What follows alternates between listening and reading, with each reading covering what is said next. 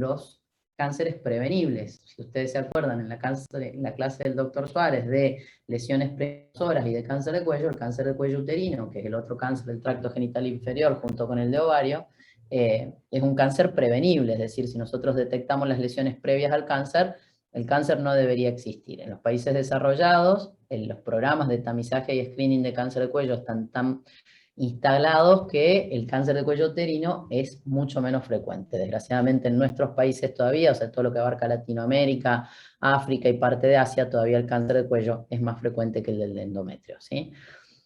El promedio de edad de aparición del cáncer de endometrio ronda la... Estamos, Mariano, estamos bien, ya se conectaron, gracias. Ronda los 50 años, ¿sí? Entre los 50 y los 60 años, o sea que es un cáncer en general de la posmenopausia, y menos del 5% de los cánceres de endometrio lo vamos a encontrar en mujeres que tengan menos de 40 años. O sea que antes de los 40 años pensar en cáncer de endometrio es casi anecdótico, ¿sí? No es que sea imposible, pero es muy poco frecuente. Y luego hay un porcentaje que ronda el 20% que puede aparecer en la perimenopausia, luego de los 40 años, pero cuando todavía la paciente menstrua, ¿sí? La sobrevida, como dije al inicio, por suerte global, es bastante alta, ¿sí? Está cerca del 80%, e insisto, no tiene que ver con que no sea agresivo o que no pueda tener características de crecimiento acelerado y demás, sino que tiene que ver con que da sintomatología rápidamente, ¿sí? El cáncer de cuello de útero, hasta estadios avanzados no da síntomas, porque generalmente no tiene molestias, el cáncer de ovario no da síntomas, ¿sí? Entonces, en general, el de endometrio lo que tiene de bueno es que avisa rápido, como decimos, y eso hace que lo diagnostiquemos temprano y que tenga una mejor chance de sobrevida. Desde el punto de vista de el orden en los cánceres de útero, ¿sí? Ocupa el cuarto lugar, después que viene, en el caso de la mujer, el cáncer de mama, el colorectal y el de tráquea y bronquios, ¿sí? Factores de riesgo asociados con el cáncer de endometrio. El primer factor de riesgo, si dijimos que menos del 5% aparece cuando la paciente tiene menos de 40 años y menos del 20% cuando la paciente todavía no entró en menopausia, el hecho de ser menopáusica me hace que tenga riesgo de cáncer de mama, ¿sí? O sea, el principal factor de riesgo es que la paciente haya entrado en menopausia. Luego de eso, el segundo factor de riesgo importante son los índices de masa corporal elevados, cuando son de más de 25 por metro cuadrado, es decir, la obesidad y el sobrepeso. ¿Por qué? Porque la obesidad y el sobrepeso, acuérdense que genera en grasa periférica la estrona, ¿sí? La conversión periférica del colesterol a estrona, que es un estrógeno débil, pero que a la larga tiene capacidad de estimular los órganos blancos, por ejemplo el endometrio, con un crecimiento posterior a la menopausia de la paciente, y ese crecimiento crónico va a terminar a veces generando atipías que nos van a llevar al cáncer, ¿sí? De la hiperplasia al cáncer. Luego, todos los factores estrógenos dependientes, es decir, cuanto más expuesta a los estrógenos haya estado la paciente durante su vida, mayor riesgo va a tener de cáncer de endometrio y de cáncer de mama, que es la clase que vemos a continuación. Entonces, si es nulípara, si tuvo una menarca temprana, si tiene una menopausia tardía, si utilizó terapia de reemplazo hormonal sin oposición de progesterona, etcétera, etcétera, todos esos son factores que aumentan el riesgo de cáncer de endometrio. El tamoxifeno, que es un antiestrógeno que se usa a nivel mamario para el cáncer de mama, tiene la característica de ser antiestrógeno en la mama, pero estimulante del endometrio. Entonces, las pacientes tratadas con tamoxifeno por su cáncer de mama tienen riesgo aumentado de padecer un cáncer de endometrio, pero como están bajo tratamiento y se las controla estrictamente, la mayoría de las veces si aparece cáncer, tienen un bajo grado primero, o sea, no son cánceres agresivos, y como vienen bajo control estricto, normalmente se los detecta muy tempranamente sin que traiga mayores consecuencias. El síndrome de Lynch, que se asocia con cáncer de colon, ¿sí? Familias con síndrome de Lynch tienen hasta 40-60% de riesgo aumentado de padecer cáncer de endometrio. Y luego la diabetes tipo 2 o insulino dependiente, ¿sí? Sobre todo en pacientes con diabetes tipo 2 mal controlados, ¿sí? Si está bien controlada la diabetes, lógicamente el paciente no va a aumentar su riesgo de cáncer. Pero cuando no tiene un buen control de sus valores de glucemia, lo que va a hacer es tener valores elevados de insulina, van a trabajar como insulino resistentes, y esa hiperinsulinemia y valores altos de la inmunoglobulina que fija la insulina tienen potencial neoplásico sobre el endometrio, y esto aumenta también los estrógenos circulantes libres. Entonces esto hace que estas pacientes tengan mayor riesgo. Y luego va a haber un gran porcentaje de pacientes, aproximadamente la mitad de ellas, que no van a tener ninguno de estos factores de riesgos e igual pueden desarrollar un cáncer de endometrio. Entonces, Cuando hablamos de factores de riesgo en cáncer, ustedes tienen que tener claro que el factor de riesgo hace que uno trabaje con esos pacientes de forma diferente, en el sentido de los tamizajes, de los estudios que se le piden, de los controles más periódicos y demás. Pero no quita que cualquier otra paciente pueda padecer un cáncer y que uno ante la clínica sospechosa lo tenga que pensar por más que no presente los factores mencionados, ¿sí?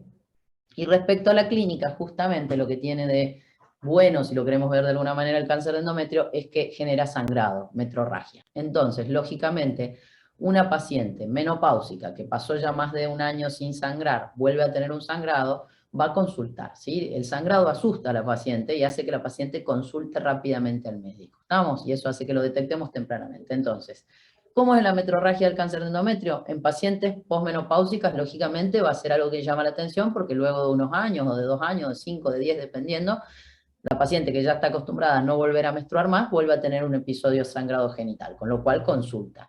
Y luego también puede ocurrir en estas pacientes que dijimos, que era el 20%, que todavía no están en menopausia, pero que son mayores de 40, y que van a tener un sangrado alternado con su ciclo normal, ¿sí? Eso es lo más frecuente desde el punto de vista clínico.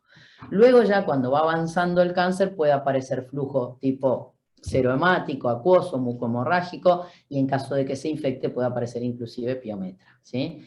El dolor aparece cuando hay estadios tardíos y el cáncer ha avanzado y que empieza a comprometer estructuras vecinas, y lógicamente ya en estadios mucho más avanzados podemos encontrar deterioro del estado general, anemia, astenia, pérdida de peso, etc., ¿sí? Pero la clínica predominante es la metrorragia, ¿sí? Con lo cual, el diagnóstico, cuando una paciente consulta, sea por metrorragia en la posmenopausia o sangrado uterino anormal, va a tener, nosotros lo que vamos a tener que hacer es, primero, una buena historia clínica, ¿sí? Para ver si ese sangrado, por ejemplo, en la paciente perimenopáusica, es propio de sus cambios hormonales o si estoy sospechando que puede haber alguna otra cosa. Entonces, historia clínica completa, buscando los factores de riesgo que mencionábamos antes, viendo si la paciente no está usando un método anticonceptivo que esté generando estos sangrados, etcétera, etcétera. Y luego de eso, en general, lo que vamos a hacer cuando hay un sangrado irregular del endometrio y o un sangrado de la posmenopausia, luego de hacer un buen examen clínico y asegurarnos que no haya, que ese sangrado no venga ni de vagina, ni de vulva, ni de cuello de útero, con lo cual, previo a pedir una ecografía, vamos a poner un espéculo, valorar a la paciente, por supuesto que vamos a interrogar si se había hecho sus controles periódicos para prevención de cáncer de cuello. Entonces, cuando ya hicimos eso, hicimos una historia clínica completa, colocamos un espéculo y vemos que el sangrado, si es activo, viene de la cavidad, o no encontramos lesiones que puedan justificar un sangrado externo, vamos a pedir el estudio que nos permite valorar el endometrio, que es el de menor complejidad, luego iremos ampliando, que es la ecografía transvaginal, ¿sí? Con esa ecografía transvaginal, dependiendo de los resultados que ahora lo vemos, vamos a proceder a estudiar ese endometrio con una biopsia para poder tener anatomía patológica, ¿sí? Esa biopsia se puede hacer tanto en forma ambulatoria, ¿sí? Sí, Mariano, sí, sacame el problema. Tanto en forma ambulatoria como con la paciente internada, haciendo lo que es una dilatación y un raspado uterino que se guía por histeroscopía, ¿sí? Ahora lo vemos en detalle. Entonces, diagnóstico principal, tenemos dos tipos de paciente. La paciente con síntomas, que es la que tiene sangrado uterino normal en la premenopáusica, la que le vamos a hacer toda esta evaluación que dijimos, o la paciente que viene con sangrado en la posmenopausia. Entonces, lo que hacemos luego del examen físico y asegurarnos que el sangrado no sea de otra parte del aparato genital, con el resultado de la ecografía vamos a valorar qué nos dice esa ecografía.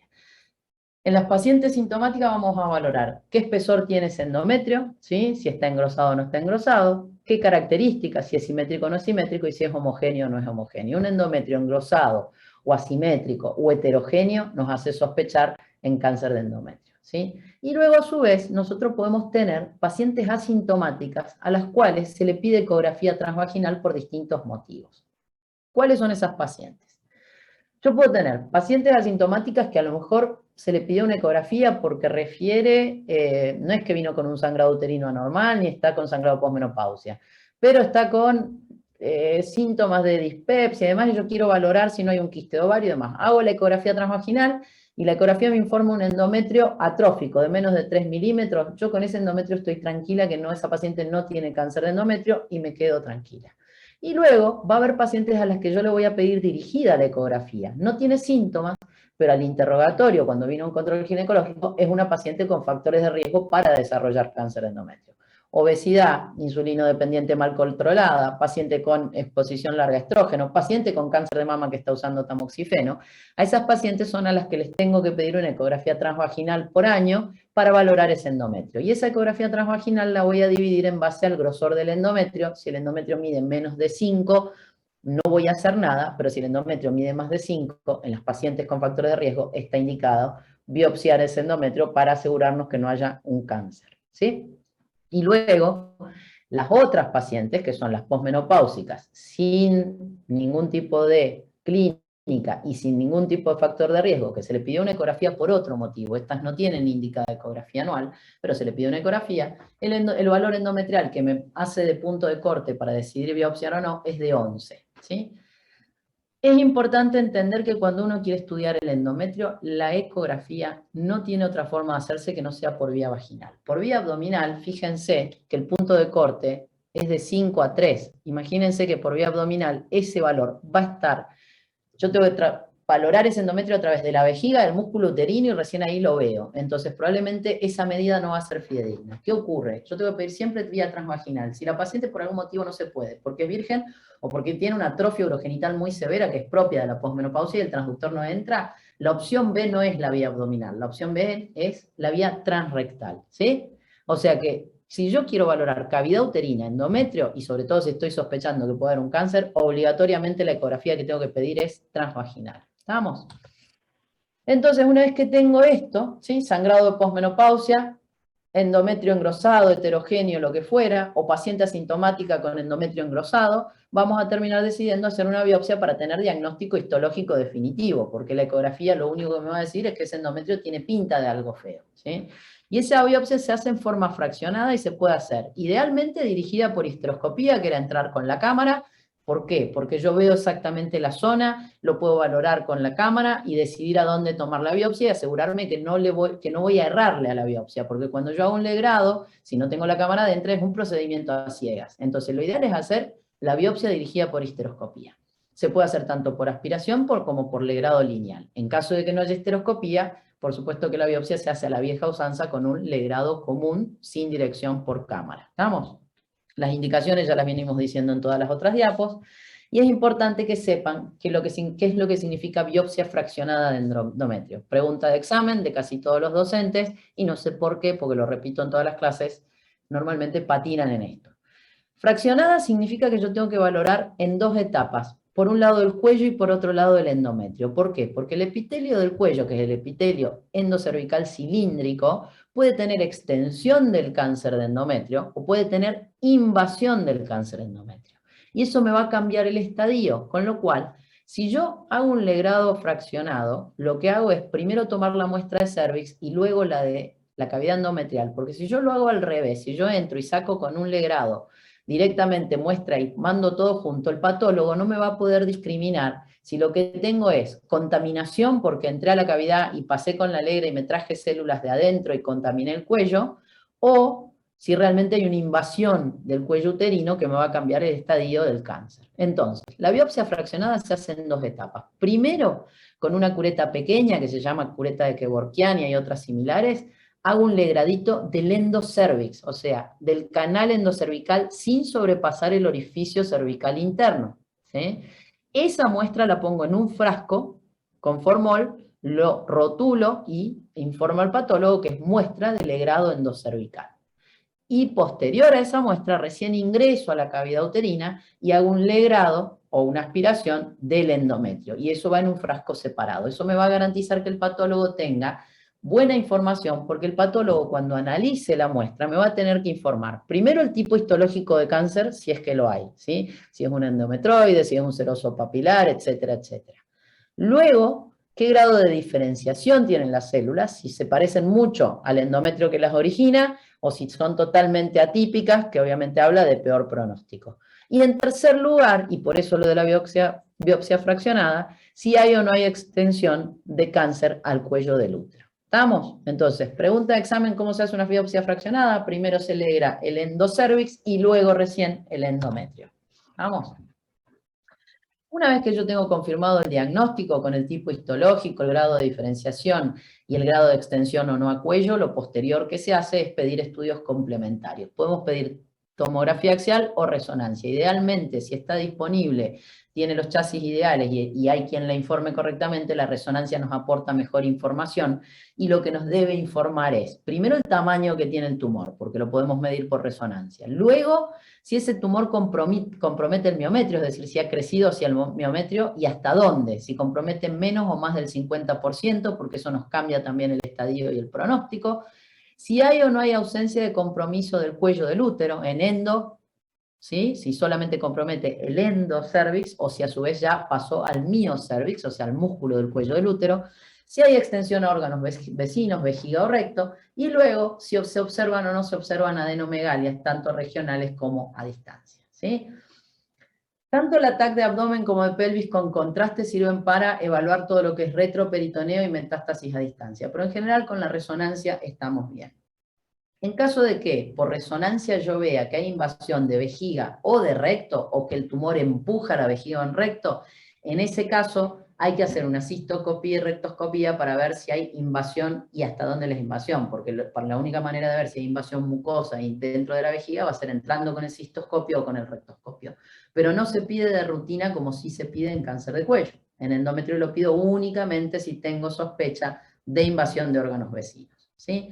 Y el marcador tumoral CA125 que se usa en ovario, que en realidad es una proteína que aumenta cuando hay compromiso del peritoneo, se pide, ¿sí? Se pide cuando las pacientes tienen enfermedad extrauterina. ¿Para qué se pide? Para seguimiento posterior. No nos va a cambiar en nada la conducta terapéutica ni la cirugía, pero sí nos sirve, si está elevado, para valorar posteriormente la respuesta a los tratamientos adyuvantes que pueda recibir esa paciente. ¿Estamos? La etiología del cáncer de endometrio, así como si al principio hablamos que toda paciente que estuvo mucho expuesta a estrógeno tiene factor de riesgo, claramente vamos a tener una etiología dependiente de los estrógenos. Entonces hay dos tipos de cáncer de endometrio, uno menos agresivo y uno más agresivo. El tipo 1 o estrógeno dependiente es el de mejor pronóstico porque en realidad lo que hace es la hiperestimulación de la célula endometrial normal, a largo plazo termina generando cambios citológicos que van generando atipía y que van generando el cáncer, pero nace del endometrio normal, con lo cual es frecuente o aparece más frecuentemente en pacientes más jóvenes, ¿sí? Más de la menopausia temprana, que tengan esos factores de riesgo que hablamos al principio, y normalmente empieza por una hiperplasia, o sea, crecimiento descontrolado del endometrio que luego genera atipías. Y el otro cáncer de endometrio, cuando no depende de estrógeno, este sí es mucho menos diferenciado, o sea, son células mucho más atípicas, con mucho mayor agresividad, y es mucho más frecuente en pacientes que tienen endometrio más atrófico, o sea, de la posmenopausia más tardía, ¿sí? La hiperplasia endometrial, dos palabras sobre esto, que es una de las patologías benignas que estudian dentro de patología benigna de endometrio. Hay de dos tipos, ¿sí? La diagnosticamos por ecografía en el sentido de que vemos el engrosamiento, pero el diagnóstico es por biopsia, o sea, cuando yo hago ese legrado para ver si eso es cáncer o hiperplasia, el patólogo, si no es un cáncer, me va a informar esto. ¿Y qué es lo que me interesa saber? Si es una hiperplasia típica o es una hiperplasia atípica. ¿Por qué? La antigua definición de si era compleja, glanduloquística y demás, hoy no tiene relevancia. A mí lo único que me interesa cuando hay un crecimiento descontrolado del endometrio es saber si además de crecer mucho, empezó a cambiar su citología, ¿sí? Empezó a tener alteraciones en los núcleos de sus células. La hiperplasia típica, la que no cambió, la que solamente es por hiperestimulación estrogénica, que es la más frecuente de la perimenopausia, ¿por qué? Porque la paciente perimenopáusica empieza a declinar su función ovárica, empieza a tener estímulo estrogénico, pero no suficiente para que haga los picos de LH y FSH con ovulación y posterior formación de cuerpo lúteo, que hace que haya progesterona y luego el endometrio descame. Entonces tienen ciclos anovulatorios prolongados que van haciendo que ese endometrio se vaya acumulando hasta que en algún momento hace hemorragia, ¿sí? Es hiperplasia típica. ¿Qué tiene de bueno? Que una vez que yo tengo ese diagnóstico sin atipia citológica, necesita de tratamiento médico. Lo que tengo que hacer es corregir el perfil hormonal de esa paciente para que no lo vuelva a hacer. Ocurre lo mismo en la obesidad y en la insulino dependiente. Hay tanto estímulo de estrona que la paciente lo que hace es crecimiento descontrolado y hemorragias. Tratamiento va a ser siempre hormonal, no necesito operar a la paciente, y si yo controlo los sangrados hemorrágicos que hace con hormonas, se termina el problema, ¿sí? La indicación quirúrgica de estas pacientes, o sea, hacer una histerectomía, se hace únicamente si con tratamiento médico no podemos frenar las hemorragias. ¿Estamos? Ahora, Si yo hice una biopsia en una paciente que está con estos sangrados uterinos anormal y me informa una hiperplasia atípica, eso es un precursor de cáncer de endometrio, con lo cual a estas pacientes sí hay que indicarle una histerectomía simple, es decir, sacar el útero para que esa paciente a largo plazo no termine en un cáncer de endometrio. ¿Estamos? Entonces las hiperplasias son típicas o atípicas, una va con tratamiento médico, la otra con tratamiento quirúrgico. Desde el punto de vista de la anatomía patológica, cuando nos encontramos con un cáncer de endometrio, tenemos macroscópicamente, va a ser siempre, generalmente antes de que se complique o que se sobreinfecte, blanco grisáceo, friable con áreas de necrosis, con áreas de hemorragia, y luego en la microscopía, la Organización Mundial de la Salud lo clasifica en el endometroide, que es el más frecuente, el 90% de los cánceres de endometrio, que son las células bien típicas cilíndricas del endometrio, obviamente con distintos grados de diferenciación celular y atipía, ¿no es cierto? Luego tenemos los mucinosos, que se parecen a las células del endocervix, ¿sí? Porque secretan moco. Los serosos papilares, que estos ya se parecen a los cánceres de ovario y son muchísimo más agresivos, ¿sí? Luego los de células claras, que ya tienen origen más antiguo todavía, a nivel mulleriano, que también son cánceres agresivos. Los indiferenciados y los mixtos, ¿sí? En 2014 la OMS hizo una clasificación bien larga y la tienen, después la miran, pero en general esos son los tipos histológicos. Ahí tienen una foto de un cáncer de endometrio. Acá está ocupando toda la cavidad endometrial, esto es todo el cáncer, y esto que ven acá es el miometrio uterino, que de primera instancia, macroscópicamente, no parece estar invadido por el cáncer, ¿sí? Pero fíjense cómo el cáncer endometrial ocupó toda la cavidad del útero. ¿Estamos? ¿Cómo se disemina? Y acá me freno un segundo. Cuando estudien los cánceres ginecológicos, como cualquier otro cáncer, yo siempre les digo lo mismo en esta clase o en la de mama. ¿Qué ocurre? Cuando uno estudia una de las estadificaciones es fácil, porque se la estudia de memoria y me la acuerdo. El problema es que después viene, tengo cuello, tengo endometrio, tengo vulva, tengo mama, tengo ovario, ¿sí? 5 cánceres, cada uno con su propia estadificación. La memoria en el examen tiende a fallarme. Entonces, si ustedes estudian entendiendo cómo crecen estos cánceres y hacia dónde van, es muy probable que a lo mejor no se acuerden exactamente cuánto era el estadio 1AC, pero por lo menos van a tener una idea bien clara de por dónde va, qué es lo que nos interesa. Yo no me acuerdo a veces el estadio 3C del cáncer de ovario y lo tengo que volver a mirar, pero sí sé que estoy en ganglios, o sea, a lo que voy es, estudien a conciencia, chicos, para que cuando rindan el examen no se les haga tan difícil, porque ahora parece que no, pero después cuando tengo que saber si era menos de 2 milímetros, más de 5 milímetros de invasión, ¿eso era la mama o era el cuello del útero? ¿Está claro? Porque aparte es nuevo para ustedes. Entonces, si ustedes entienden cómo crece un tumor, eso es la estadificación. ¿Estamos? Después van los detalles, ¿y los detalles para qué sirven en oncología?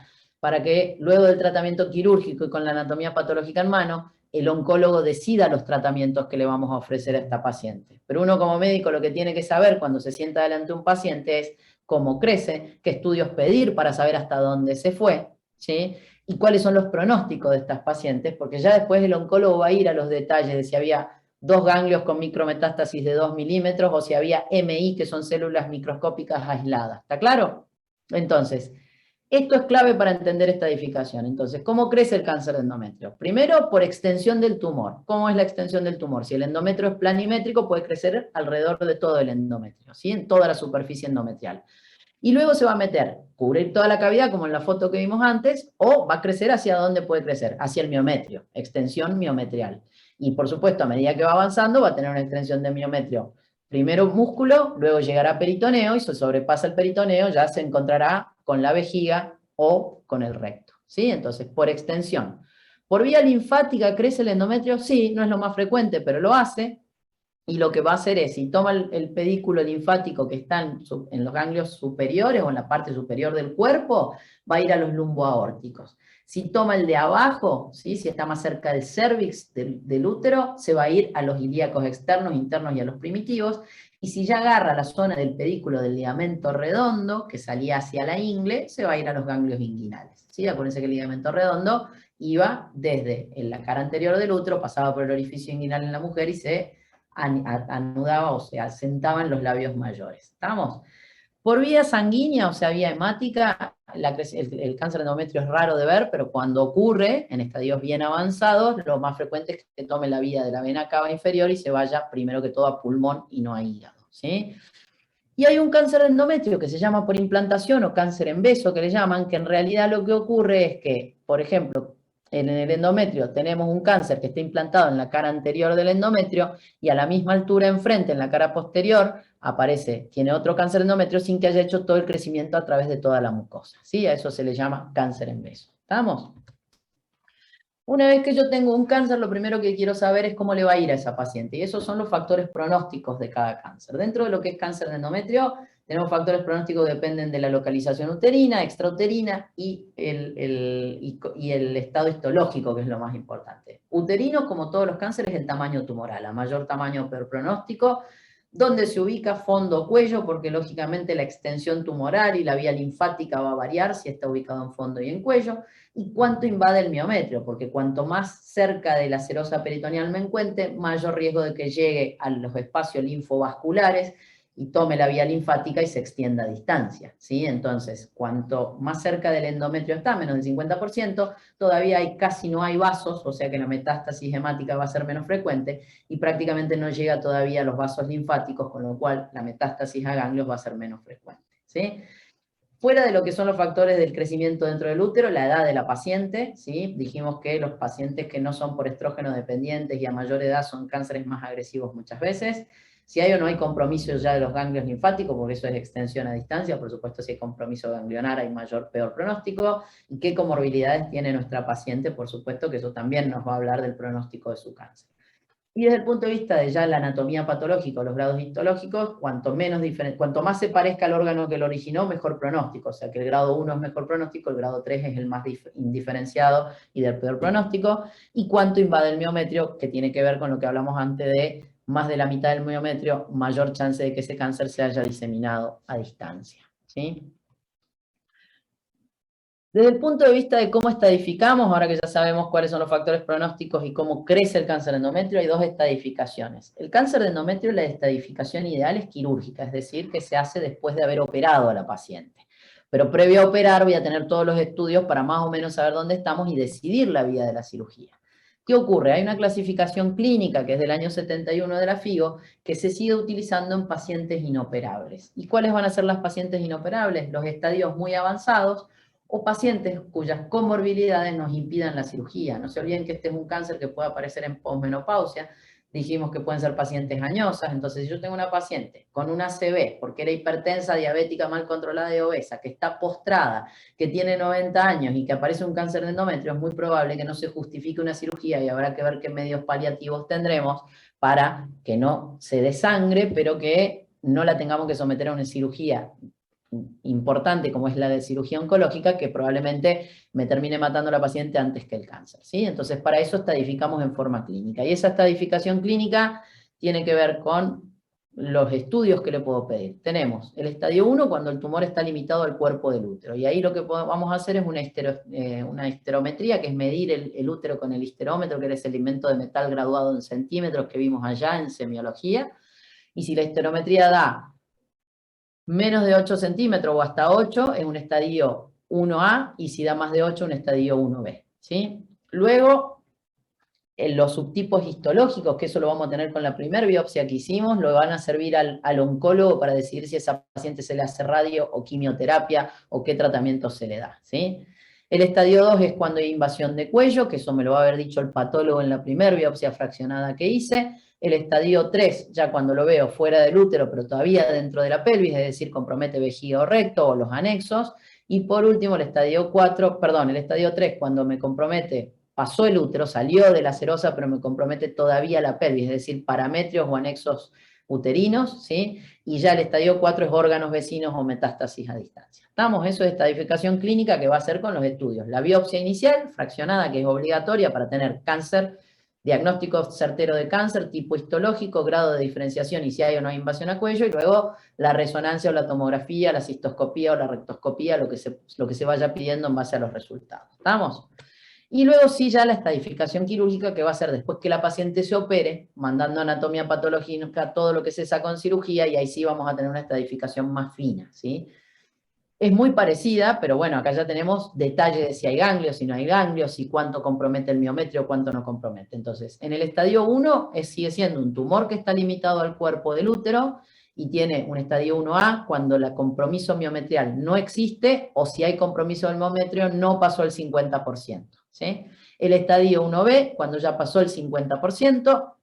El estadio 2 es cuando el tumor se fue a cuello de útero, pero no a las células cilíndricas del cuello, sino que compromete el estroma del cuello del útero, o sea, realmente invasión del cuello, porque el cáncer endometrio puede extenderse a las células endocervicales sin comprometer el cuello en sí, porque es casi una continuación, ¿sí? Es un cambio celular muy parecido, entonces eso se considera todavía estadio 1. El estadio 3 es cuando hay extensión local o regional, y ahí tenemos que vaya a invadir la serosa del cuerpo del útero o los anexos, ¿sí? Trompa o ovarios, que me afecte la vagina o los paramétrios hacia abajo, o que esté comprometido los ganglios pelvianos o paraórticos, ¿sí? Eso es estadio 3, y por último el 4, que es invasión de vejiga o recto o metástasis a distancia, ¿sí? Fíjense que los asteriscos dicen los grados histológicos, que siempre se agregan, pero no me cambian el estadio. Yo puedo tener un estadio 1 con grado 3 de diferenciación, va a seguir siendo un estadio 1, solo que el grado 3 me habla de mayor crecimiento, mayor agresividad, y el oncólogo probablemente decida en esta paciente hacer coadyuvancia. ¿Estamos? Lo que les expliqué, el estadio 2 de cáncer de cuello de cáncer de endometrio, tiene que ser estroma cervical. Si son solo las glándulas, sigue siendo estadio 1. Y el hecho de que la citología dé positiva, ¿sí? Cuando hacemos la cirugía, que ahora lo explico, no nos cambia el estadio, solamente hay que informarla para que el oncólogo decida tratamiento. Ahí tenemos un dibujo, fíjense, cáncer estadio 1, compromiso, el endometrio es lo rosado, el miometrio es lo rosa claro, ¿está claro? Estadio 1, cáncer de endometrio, está en la mucosa, invadió el miometrio, pero ni siquiera llega al 50%, eso se considera un estadio 1A, limitado a cuerpo. Estadio 1B, compromete el endometrio, invadió el miometrio, pero además sobrepasó la mitad del miometrio, con cual es un estadio 1B porque hay mayor riesgo de que este tumor pueda invadir los linfáticos o que pueda invadir la parte hemática, ¿sí?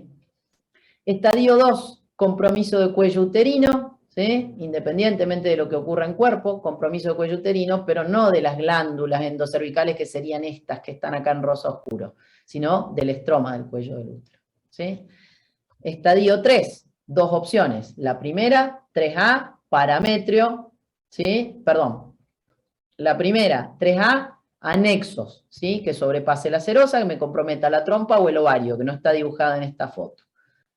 3B, parametrio, ¿sí? O tercio superior de vagina, y el 3C no está dibujado, ganglios regionales, ilíacos o paraórticos. Y el estadio 4, vejiga recto o metástasis a distancia. ¿Vamos?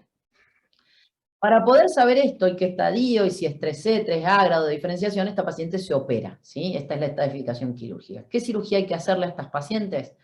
Primero se puede hacer la laparotomía o laparoscopía, o robótica. La técnica depende del equipo actuante y del grado de entrenamiento que tenga. Las tres son técnicas validadas, por ahora no hay discusión de si hay más diseminación o no, como hay en cáncer de cuello con laparoscopía, o sea que todavía está permitido en endometrio operar de cualquiera de las tres vías, ¿sí?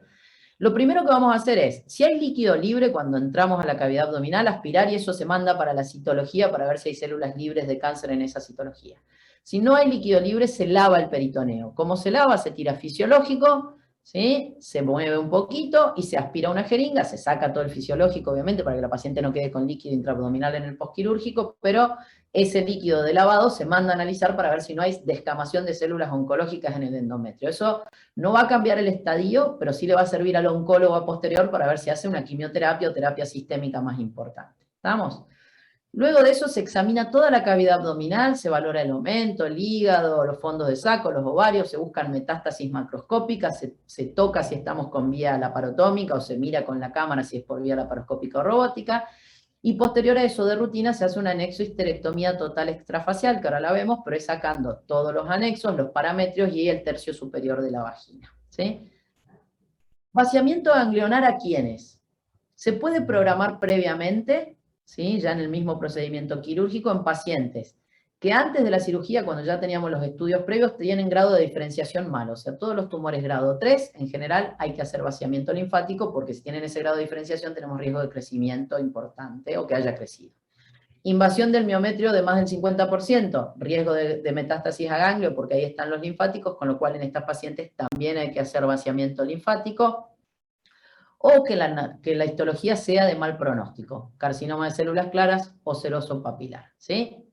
En los otros casos, ¿sí? En las pacientes que previo a eso no se sospecha invasión a los ganglios linfáticos, se puede hacer técnica de ganglio centinela inyectando en cervix, y si se saca ese ganglio marcado, el patólogo lo analiza intraquirúrgicamente, si es negativo no hace falta vaciamiento. Una vez que terminamos esta cirugía se va a mandar todo a analizar. ¿Qué pasa si cuando vuelve la anatomía, aparentemente entramos a operar a una paciente que tenía un estadio temprano, que no parecía que tenía invasión miometrial de más del 50, etcétera, y el patólogo nos dice, bueno, ojo, al final hay invasión miometrial de más del 50, el grado de diferenciación en áreas del tumor es de más de 3, hay áreas mixtas de tumor, o sea, cambia el pronóstico de lo que habíamos entrado a operar. La linfadenectomía se puede hacer en una segunda etapa por vía laparostómica o laparoscópica idealmente. ¿Estamos? Pero en las pacientes que de entrada sabíamos que tenían estas características, hay que hacer la cirugía completa, vaciamiento de ganglios linfáticos inguinales y paraórticos. ¿Por qué es tan importante si hacemos o no hacemos? Porque esto cambia. Si llegamos hasta acá, una cirugía de aproximadamente en manos expertas, 45 minutos, una hora, si tenemos que hacer vaciamiento lumboaórtico, entramos a retroperitoneo en ese caso, una cirugía de probablemente 3 a 4 horas, con todas las comorbilidades que implica, ¿no es cierto? Entonces, si se puede evitar, obviamente, esto no se hace, pero en estas pacientes hay que hacerlo de rutina. ¿Se entiende? ¿Nadie tiene dudas o preguntas hasta ahora? Sigo. Tengo una pregunta. Pregunte. ¿En la cirugía se puede ver hasta dónde está invadido el miometrio o hay Sí, que...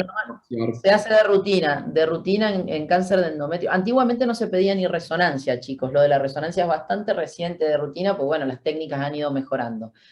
Yo no soy tan vieja y en la época que yo hacía oncología ginecológica, lo que se hacía de rutina sin resonancia, sin TAC, se entraba a operar con la biopsia así, grado histológico, etcétera. Se abre la pieza quirúrgica en quirófano, el cirujano mira macroscópicamente y esa foto macroscópica valora si hay invasión o no, y en base a eso se decidía seguir. Hoy, por suerte, con la resonancia se entra con mucho más seguridad porque la planificación quirúrgica es muy importante. No es lo mismo entrar pensando en sacar ganglios en lumbo aórtico que entrar solo para una anexohisterectomía, por equipo quirúrgico, por preparación de la paciente, por un montón, y comorbilidades y demás, ¿sí? Pero siempre se abre la pieza quirúrgica intraquirófano y generalmente en este tipo de cirugías el patólogo está a la espera y te puede a veces hacer una impronta rápida y darte un diagnóstico intraoperatorio si es necesario, ¿sí? Entonces, en la estadificación quirúrgica hay una cierta influencia de un estudio por imágenes previo, digamos. Sí. Si yo tengo una resonancia que me dice que tengo más del 50% del miometrio invadido, se planifica la linfadenectomía o el ganglio centinela como mínimo. Gracias. No, nada. Ahí les pongo el ejemplo, la cirugía que se hace en oncología es esta de acá abajo, es decir, saco útero, anexos y tercio superior de la vagina, porque es la zona donde vamos a tener riesgo de recidiva o de que hayan células oncológicas, ¿estamos? Eso es la histerectomía radical extrafacial que van a escuchar hablar, las otras son histerectomías simples, y ahí tienen los ejemplos de incisiones. En este tipo de cirugía generalmente hacemos una mediana, ¿sí? Para que si hay que ir a lumboaórticos tengamos un buen campo quirúrgico. Luego de la cirugía, y una vez estadificado, obviamente lo que vamos a decidir es qué tratamiento recibe esa paciente. Tratamiento en estadio 1, ¿sí? Paciente con tumor limitado a cuerpo, con buen grado de diferenciación, G1, G2, que tenga invasión miometrial solamente superficial, o sea, hasta que llegue a menos del 50%. Normalmente estas pacientes con la cirugía se consideran tratadas, no necesitan de radioterapia posterior, ¿sí? Con eso estamos. Controles sí, pero no más tratamiento. Estadio 2, radioterapia, si hay compromiso de los ganglios o márgenes quirúrgicos comprometidos, ¿sí? En caso de pacientes que no pueden ser operadas, van a radioterapia y braquiterapia, que se usa igual que en cáncer de cuello, ¿sí? O sea que cuando hay invasión de cáncer de cuello uterino ya pasamos a tratar con radioterapia. Luego tenemos los estadios 3. El A y el B, que eran los anexos o el parametrio y tercio superior de vagina, van con radioterapia en pelvis, más en la cúpula vaginal, es decir, intracavitaria. Y en el estadio 3C, que es cuando tengo ganglios positivos, por supuesto se va con radioterapia hasta arriba, hasta bifurcación aórtica más cúpula vaginal. ¿Estamos? El estadio 4, que es el estadio avanzado, que vamos a tener compromiso de vejiga o recto, o que vamos a tener metástasis a distancia, generalmente en estas pacientes se indica si es operable una anexohisterectomía profiláctica, que se llama. No hace falta la cirugía oncológica que hablamos antes, pero se saca el útero porque si no esa paciente se va a morir desangrada, porque lo que va a hacer el cáncer de endometrio es seguir invadiendo y generarle hemorragias severas. Entonces se saca el útero no por tratamiento, sino por evitar la hemorragia, y luego van a radioterapia, tratamiento quimioterápico sistémico e inclusive hormonoterapia, que eso obviamente lo valora ya el oncólogo, ¿sí? Cuando la paciente tiene diagnóstico histológico de un seroso papilar, es decir, el cáncer que es prácticamente similar al ovario, estos cánceres se comportan de manera diferente y la cirugía que se hace para estadificación es la misma que en ovario. Es decir, citorreducción máxima, acá se hace la nexohisterectomía que vimos anteriormente extrafacial, se hace el lavado peritoneal, pero no se revisa únicamente, se saca el aumento, ¿sí? Se hacen biopsias del peritoneo, igual que en cáncer de ovario, y obviamente se saca todo tumor macroscópicamente visible. Hablar de citorreducción máxima en oncología significa que no quede menos, o sea, un tumor macroscópicamente visible mayor a 1 centímetro. Eso es una cirugía óptima, vamos a tratar de que no quede nada de cáncer visible. Luego de esto, en el seroso papilar, si es el estadio 1A, fíjense cómo cambia, estas pacientes sí van a radioterapia, en el endometroide no hacía falta, ¿sí? Y todos los estadios que van por delante van sí o sí a radioterapia pelviana más cúpula vaginal, y los estadios 3 y 4 van a quimioterapia y radioterapia abdominal, ¿sí? O sea, obviamente es un tumor mucho más agresivo. Y luego vamos a tener un grupo de pacientes que son las que no podemos operar, ¿sí? Aquellas que dijimos que por distintos motivos no tenían posibilidad quirúrgica. En estas pacientes, si están clínicamente estadificados en 1 y en 2, van a ir a radioterapia pelviana e intracavitaria. Si además en la biopsia tenemos tipos histológicos de los no favorables, células claras, seroso papilar, con grados de diferenciación malos, normalmente si la paciente tiene un buen performance status, es decir, es una paciente que tiene capacidad de valerse por sí misma, no tiene un pronóstico tan desfavorable de sobrevida y demás, hay que valorar el tratamiento sistémico con quimioterapia, pero eso generalmente hay que ver también las posibilidades de sobrevida que tenga esta paciente, porque la quimioterapia obviamente son agresivas y muchas veces la paciente puede no tolerarlas, ¿sí? Los estadios avanzados, 3 y 4, también van con dosis adicionales que se toman en parametrio, y también hay que valorar si el performance de la paciente lo permite quimioterapia u hormonoterapia, dependiendo del estado general de esa paciente. ¿Vamos?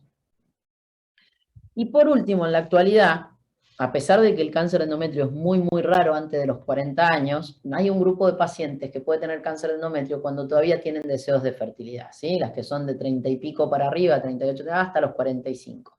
Hoy con las técnicas de fertilización asistida hay pacientes que terminan obviamente con embarazos en edades mucho más tardías, y donde empiezan a aparecer complicaciones como el cáncer de endometrio. La realidad es que el cáncer de endometrio permite algo de tratamiento conservador de fertilidad en pacientes de menos de 45 años y que realmente tienen deseo de fertilidad. Si es el tipo histológico endometroide, es decir, el que es del endometrio puro, y su grado histológico, o el mucinoso, que es el de cuello, perdón, y el grado histológico es bajo, el 1 y el 2, en estas pacientes, si nosotros estamos seguras que no hay enfermedad extrauterina, que no haya otro cáncer sincrónico que es frecuente en endometrio, ¿sí? Que no se asocie con mama, con colon y demás. Si por eco y TAC y resonancia nos quedamos tranquilos, confirmamos que es estadio 1, G1, G2 por histeroscopía, ¿sí? No hay invasión del miometrio por resonancia, etc. O sea, todo se da para que esta paciente esté en un estadio muy temprano de su cáncer de endometrio y realmente quiere ser madre. Una de las opciones que hay es tratamiento conservador, que es con progesterona a altas dosis, se disminuye el tamaño del tumor, se permite el embarazo, y luego de eso se procede al tratamiento que hablamos antes, ¿sí? Son excepciones, pero se utiliza, ¿está? ¿Cómo se hace ese tratamiento conservador? Idealmente con el DIU de levonorgestrel, ¿sí? Se coloca el DIU. Esto hace que el tumor disminuya de tamaño y prácticamente no lo veamos, porque son tumores que crecen por los estrógenos, entonces al tener progesterona local esa paciente no tiene problema. O medroxiprogesterona o megestrol, son las 3 drogas que se pueden usar. Los primeros controles se hacen a los 3 meses, después a los 6, en caso de que funcione y que disminuya el tamaño tumoral y el tumor se haga invisible y demás, ahí se valora con histeroscopía y biopsia de endometrio, ¿sí? Si la paciente no responde, se termina y se vuelve al tratamiento quirúrgico estándar, y si la paciente responde posterior a que logre su embarazo, ahí sí se procede a todo el tratamiento posterior. Son excepciones, pero existe esta posibilidad y deben conocerla. ¿Estamos? Y con eso, si no me equivoco, la clase de cáncer de endometrio, estamos. Esperen que se quedó medio tildado el power. Sí. Dos cositas, recurrencia, me estaba olvidando, y control. Recurrencia, lo más frecuente de que cuando vuelve el cáncer de endometrio, vuelve a la cúpula de la vagina. ¿Entienden lo que es cúpula vaginal? Cúpula vaginal, en realidad la vagina no tiene una cúpula en sí, la vagina se inserta en el cuello del útero, ¿no es cierto? Y genera dos fondos de sacos laterales, uno anterior y uno posterior. Cuando nosotros sacamos el útero y sacamos el cuello, la vagina queda abierta como un tubo abierto, redondito, y eso se sutura, se cierra. A ese cierre, a esa cupulita que queda, se le llama cúpula vaginal, o sea, la cúpula vaginal es postquirúrgica, ¿estamos? Entonces, lo más frecuente es cuando hay recidiva del cáncer de endometrio, que recidiva en cúpula vaginal. Si las pacientes ya están operadas y no se había hecho radioterapia porque era un estadio temprano o porque lo que fuera, lo primero que se hace es radioterapia o si no quimio o hormonoterapia, ¿sí?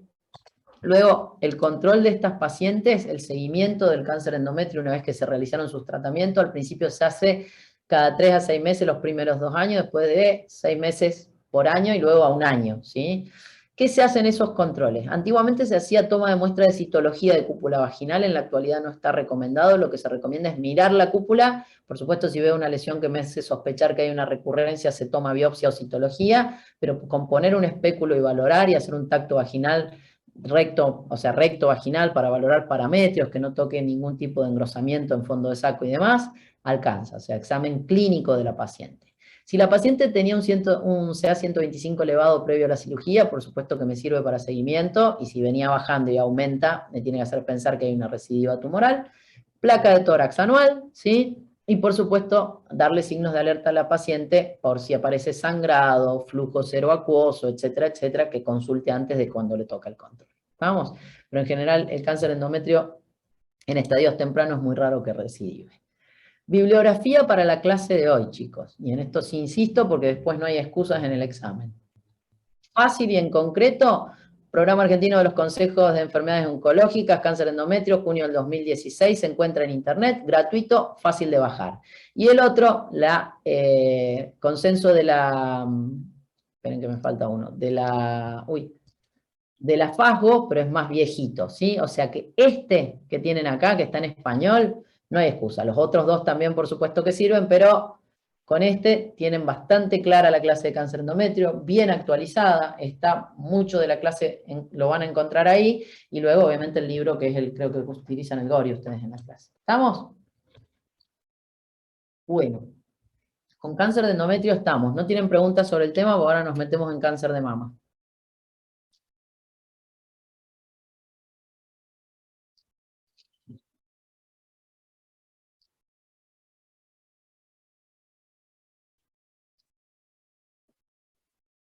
Nada, nadie tiene Doctora, duda. Sí, decime. ¿el uso de estrógeno sin oposición sería iatrogénico o cómo sería eso? Sí, en la actualidad se considera iatrogénico. Lo que pasa es que en la antigüedad, cuando se usaban la terapia de reemplazo hormonal en pacientes posmenopáusicas para los sofocos y demás, hasta que se vio que el que generaba cáncer endometrio se usaba solo estrógeno, porque en realidad los sofocos, la sintomatología menopáusica es por falta de estrógeno, no de progesterona. Si la paciente tiene útero, hoy darle estrógeno solo es iatrogénico, claramente. Nosotros tenemos que usar estrógeno progestágeno siempre que usemos terapia. O sea, la terapia de reemplazo hormonal no está contraindicada, en pacientes seleccionadas hay que usarla, no más allá de los 2 años, antes usaban 5, y si tiene útero tengo que darle el estrógeno y la progesterona para que descamen, porque si no le genero yo la hiperplasia, ¿sí? O sea, hoy es iatrogénico, pero ojo con pacientes de 80 años que consultan hoy y que hace 20 años atrás le dieron estrógeno solo. Esa paciente hay que hacerle sí o sí ecografía transvaginal porque tiene riesgo, porque en aquel momento, como no se sabía, se usaba solo el estrógeno, ¿sí? Pero hoy, paciente sin útero, estrógeno solo, paciente con útero, estrógeno progesterona. Eso es tratamiento de reemplazo hormonal actual. Gracias. Bien, no, de nada. Bueno, respiro y arranco de vuelta. Vamos con cáncer de mama, ¿sí? Bueno, anatomía ya la vimos al principio, pero solo de recordatorio, la mama son 2 glándulas de secreción exócrina que están en el tórax, ¿sí? En la pared anterior, se ubican de la tercera a la séptima costilla, normalmente son levemente asimétricas entre sí, y están constituidas por los lóbulos glandulares o acino, que es donde se forma la secreción láctea en el momento de la lactancia, y tejido fibroadiposo que la recubre, ¿sí? Está cubierta por piel, en la piel encontramos la areola y el pezón, ¿sí? En la areola hay fibras musculares en forma radiada, que son las que permiten que cuando el recién nacido succiona pueda extraer la leche, y está atravesada por ligamentos fibrosos que se llaman, o tracto fibroso, que son los ligamentos de Cooper, que van atravesando la mama, van separando lo que son los acinos o los lóbulos glandulares entre sí y la mantienen en su posición, ¿sí? Esa es la anatomía general de la mama. Desde el punto de vista semiológico la dividimos en cuadrantes o en horas de reloj, también se usa mucho en la actualidad, pero tiene 4 cuadrantes. Uno superior externo, donde más se encuentra la extensión de la cola de Spencer, que es tejido glandular, con lo cual el 50% de los cánceres que vamos a encontrar en mama se van a sentar en ese cuadrante. Un cuadrante supero-interno, un cuadrante ínfero-externo y un cuadrante ínfero-interno, ¿sí? Luego la podemos dividir, si queremos, como un reloj y poner la hora 12 aquí en esta línea, y perpendicular aquí, hora 3, hora 6, hora 9, y eso cuando yo describa cualquier característica o nódulo o alguna cosa que palpe en la mama, lo voy a describir de esa forma. Entonces, si yo tengo un nódulo en el cuadrante superior externo, puedo ser más específica. Ese nódulo se encuentra en hora 11, a 2 centímetros de la areola, o a 1 centímetro de la areola. Luego puedo decir si es superficial o profundo, etcétera, etcétera. Entonces, la descripción en esto me permite más o menos ubicarme en la mama y en su semiología, ¿sí? Luego de eso, tenemos, bueno, toda la parte linfática mamaria. Acuérdense que la mama drena en el 95% hacia los ganglios axilares, ¿sí? Esperen un segundo, chicos. Desde el punto de vista de la epidemiología del cáncer de mama, yo creo que siempre les digo lo mismo, esta clase es importante porque a todos nos puede tocar enfrentarnos a un cáncer de mama, porque en cáncer de mama no discrimina por países desarrollados o buenos lugares de screening, no discrimina por nivel socioeconómico ni sociocultural, no es una enfermedad de la pobreza, es la primer causa de muerte en mujeres en el mundo. Es decir, trabajemos donde trabajemos, estemos donde estemos, hagamos la especialidad que hagamos, el 50% de la población son mujeres, con lo cual es probable que alguna vez en la vida nos encontremos, ojalá no con un familiar, pero que también puede pasar, pero sí seguramente con alguna paciente que tiene, tuvo o va a tener un cáncer de mama, ¿sí? Entonces, es la principal causa de muerte en mujeres en el mundo, más o menos hay 1.200.000 cánceres nuevos por año, con 500.000 muertes, o sea, casi la mitad de los cánceres que se diagnostican terminan en muertes anuales, lo cual es muy, muy, muy triste, y en Argentina no tenemos para nada que estar orgullosos porque desgraciadamente Argentina tiene la segunda tasa de mortalidad de cáncer de mama en todo el continente americano, lo cual habla que nuestros programas de tamizaje y de detección precoz todavía no están lo suficientemente ajustados, ni los médicos estamos lo suficientemente concientizados, porque hay veces que la paciente vio 20 médicos en su vida y a ninguno se le ocurrió decirle, señora, ¿usted se hizo alguna vez una mamografía? Entonces, por eso siempre insisto mucho en esta clase. Si estuviesen acá conmigo en la clase, me quedaría callada y les diría que a cada uno que me diga si esto es verdadero o falso, y luego de que cada uno me respondiera, yo les respondería. La frase dice que la mayoría de las mujeres con cáncer de mama no van a tener factores de riesgo identificables. Y la mitad de la clase a veces me dice que eso está bien, y la mitad de la clase me dice, no, doctora, si el cáncer de mama se relaciona con la herencia familiar, con madre con cáncer, etcétera, etcétera. ¿Sí? Y luego de toda esa discusión, que lleva 10 minutos, que hoy no la vamos a poder hacer porque por cámara es más compleja, ¿sí? Yo les voy a decir que esa frase es verdadera. ¿Y por qué es verdadera? Porque la frase no dice que no existen factores de riesgo para el cáncer de mama. De hecho, hay muchos factores de riesgo conocidos en cáncer de mama. Lo que la frase dice es que la mayoría de las mujeres que lo va a tener, desgraciadamente no tiene esos factores de riesgo. Y esa es la base de entender por qué los médicos somos responsables de detectarlo temprano. Toda mujer puede tener cáncer de mama, tenga unos factores de riesgo, y por eso existe el tamizaje en cáncer de mama. En la clase anterior yo les dije, la ecografía anual se le pide solo a las pacientes que tienen factores de riesgo. ¿Por qué? Porque no tiene sentido pedirle a toda la población, porque no es frecuente, porque es más raro que aparezca si no hay factor de riesgo. Cáncer de mama es lo contrario, es igual que cáncer de cuello. No importa si tengo o no el factor de riesgo, si tuve promiscuidad, si no usé preservativo, si tengo inicio temprano de relaciones. Todas las mujeres pueden tener cáncer de cuello de útero, con lo cual el tamizaje de HPV, Papa Nicolau y citología se hace a todas las mujeres a cierta edad. Con cáncer de mama ocurre lo mismo. Muchas mujeres van a tener cáncer de mama sin haber tenido el riesgo para tenerlo, con lo cual es la base del tamizaje y de pedir una mamografía de rutina, ¿sí? Pero luego sí sabemos que además hay pacientes o que hay muchos factores de riesgo conocidos para cáncer de mama. ¿Está claro? Y eso sí los tienen que saber. El primero de todo y el más importante es que la paciente tenga antecedente familiar de cáncer de mama. Cuando hablamos de antecedente familiar, entiendan que no es la tía, abuela, prima del papá de 80 años, ¿sí? Es la línea materna, ¿sí? Hasta tercera generación. Es decir, hasta tercera le escucho. hermana de la madre, madre o hermana de la paciente es lo que más me interesa. O sea, abuela, madre, hermanas. Más lejos de eso, lo más probable es que sea el cáncer esporádico que aparece sin factor de riesgo. ¿Está claro? Y no es lo mismo que la madre tenga un cáncer de mama con 40 años a que la madre haya hecho su cáncer de mama a los 80 por estrógeno estimulación. ¿Sí? Entonces, cuando uno habla de factor de riesgo familiar, tiene que saber lo que está preguntando. ¿Estamos? Para no pedir estudios innecesarios, además. Por supuesto, toda paciente que ya haya tenido un cáncer de mama tiene riesgo aumentado de repetirlo, de recidivar o de que aparezca un sincrónico. Las mutaciones conocidas de los BRCA1, 2, que ahora lo vemos, y el P53 aumentan el riesgo casi en un 50-70% de padecer cáncer. Que la paciente supere los 70 años, y esto es la paciente que le estoy diciendo, la tía abuela que hizo el cáncer a los 75, ¿lo hizo porque tenía una mutación genética? No, lo hizo porque tuvo estimulación estrogénica prolongada y porque entró en ese grupo que aparece el cáncer. ¿Está claro? Fíjense cuáles son los factores más frecuentes, igual que en endometrio. Estrógeno dependiente.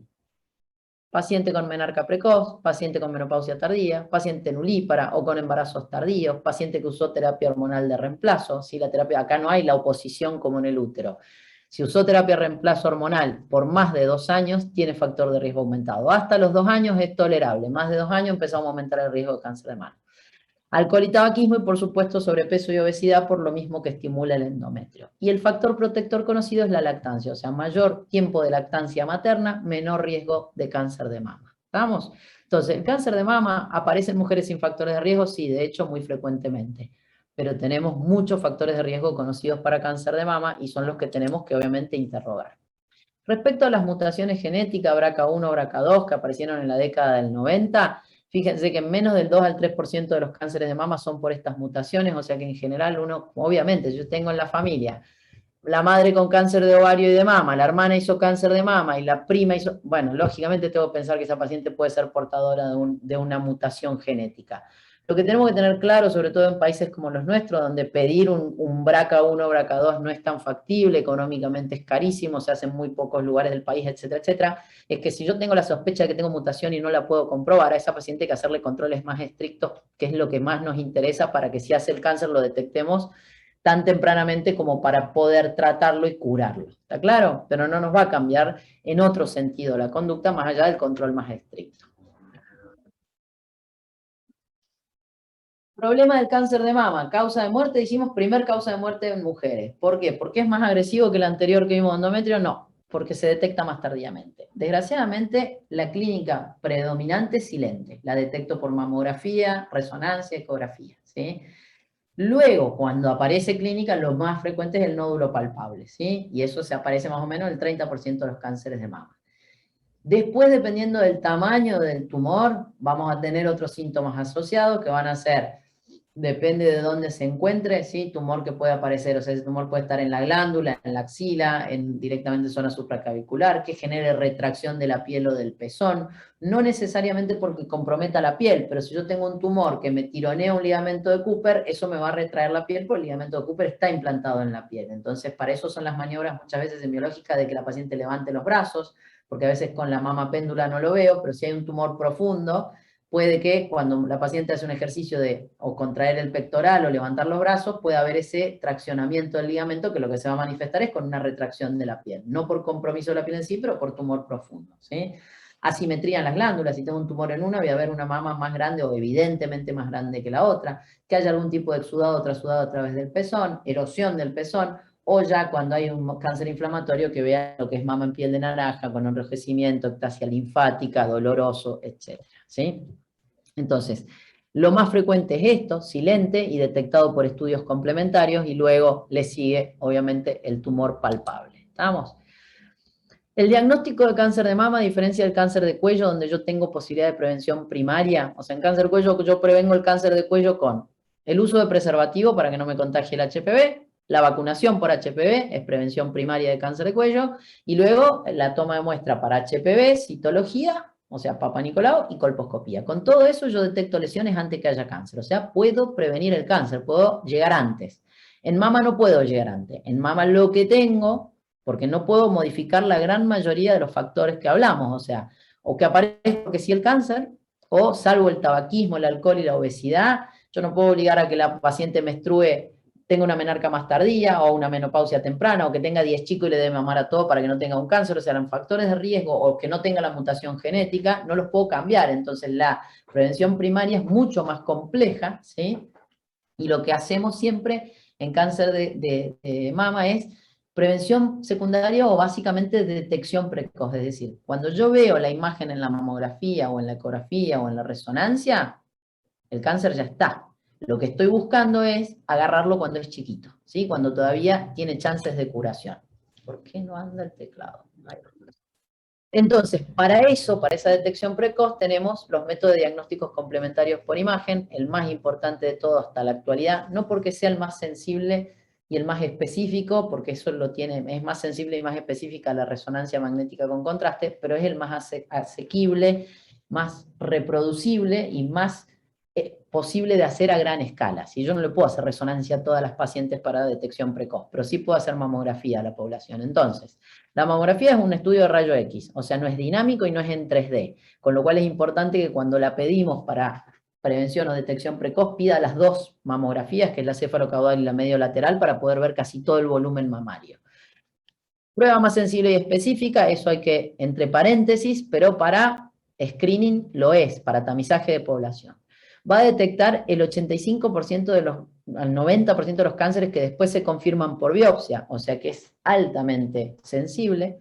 Tiene una tasa de falsos negativos que nos interesa muchísimo, muy buena, porque falso negativo significa que a pesar de que la paciente tiene algo, el estudio no me lo informa. Y que ronde el 7% en un estudio de tamizaje, no de diagnóstico, de tamizaje es bueno, ¿sí? Porque voy a perder pocos cánceres.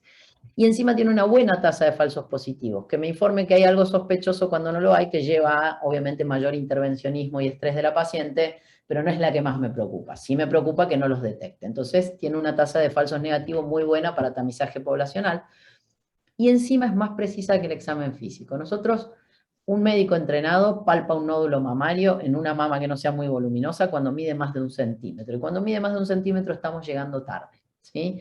Nosotros lo que queremos es encontrar los nódulos antes de que midan 1 centímetro, idealmente menos de 0,5. Y eso hay que tenerlo en cuenta. ¿Por qué? Pues si la mama es muy voluminosa, inclusive si es un nódulo de 2 centímetros puedo no palparlo, la mamografía lo va a ver, ¿sí? Y lógicamente no puedo palpar lesiones no palpables, como son las microcalcificaciones, que es lo más temprano que puedo encontrar en cáncer de mama, y lo voy a ver en la mamografía, pero yo no lo voy a poder tocar nunca, ¿sí? Entonces, es más precisa que el examen mamario. Entonces, cuando yo pido una mamografía, puedo tener dos maneras o dos objetivos. Una para tamizaje, es decir, toda la población, y tratar de llegar tempranamente a las que vayan a hacer un cáncer, o ya la puedo pedir sabiendo que hay un cáncer o tengo sospecho de que lo hay, y esa ya se llama diagnóstica. La de tamizaje, entonces, mujeres sin síntomas, detección, y va a pedir siempre dos proyecciones, cráneo-caudal, que va a valorar la superficie interna de la mama, me permite comprimirla bastante más, porque la compresión es así, que cuando la compresión es así, porque me choco con la axila y el tórax de la paciente y es más incómodo. Y la medio-lateral oblicua me permite ver más volumen, pero permite menor compresión de la mama. Y la diagnóstica obviamente es, o que tenga otro estudio que me sugiera, o que venga ya con un tamizaje radiológico de mamografía sospechoso, o que la paciente tenga antecedente personal de cáncer, o que venga con un nódulo, secreción por el pezón y demás, y yo le pido la mamografía para diagnóstico. ¿Estamos? Respecto a lo que es mamografía de diagnóstico, puedo complementarla con otras vistas, o sea, más allá de la cefalocaudal y craneocaudal, puedo pedir una mamografía diagnóstica con magnificación, con compresiones mediolaterales ampliadas, con inclinación, o sea, yo voy a ir si tengo una mamografía en un área que no puedo ver bien, voy a pedirle al radiólogo que me haga una mamografía específica o una magnificación, eso es diagnóstico, ¿sí? Esa es la que no pedimos de rutina, me va a permitir definir un poco mejor las cosas, ¿estamos?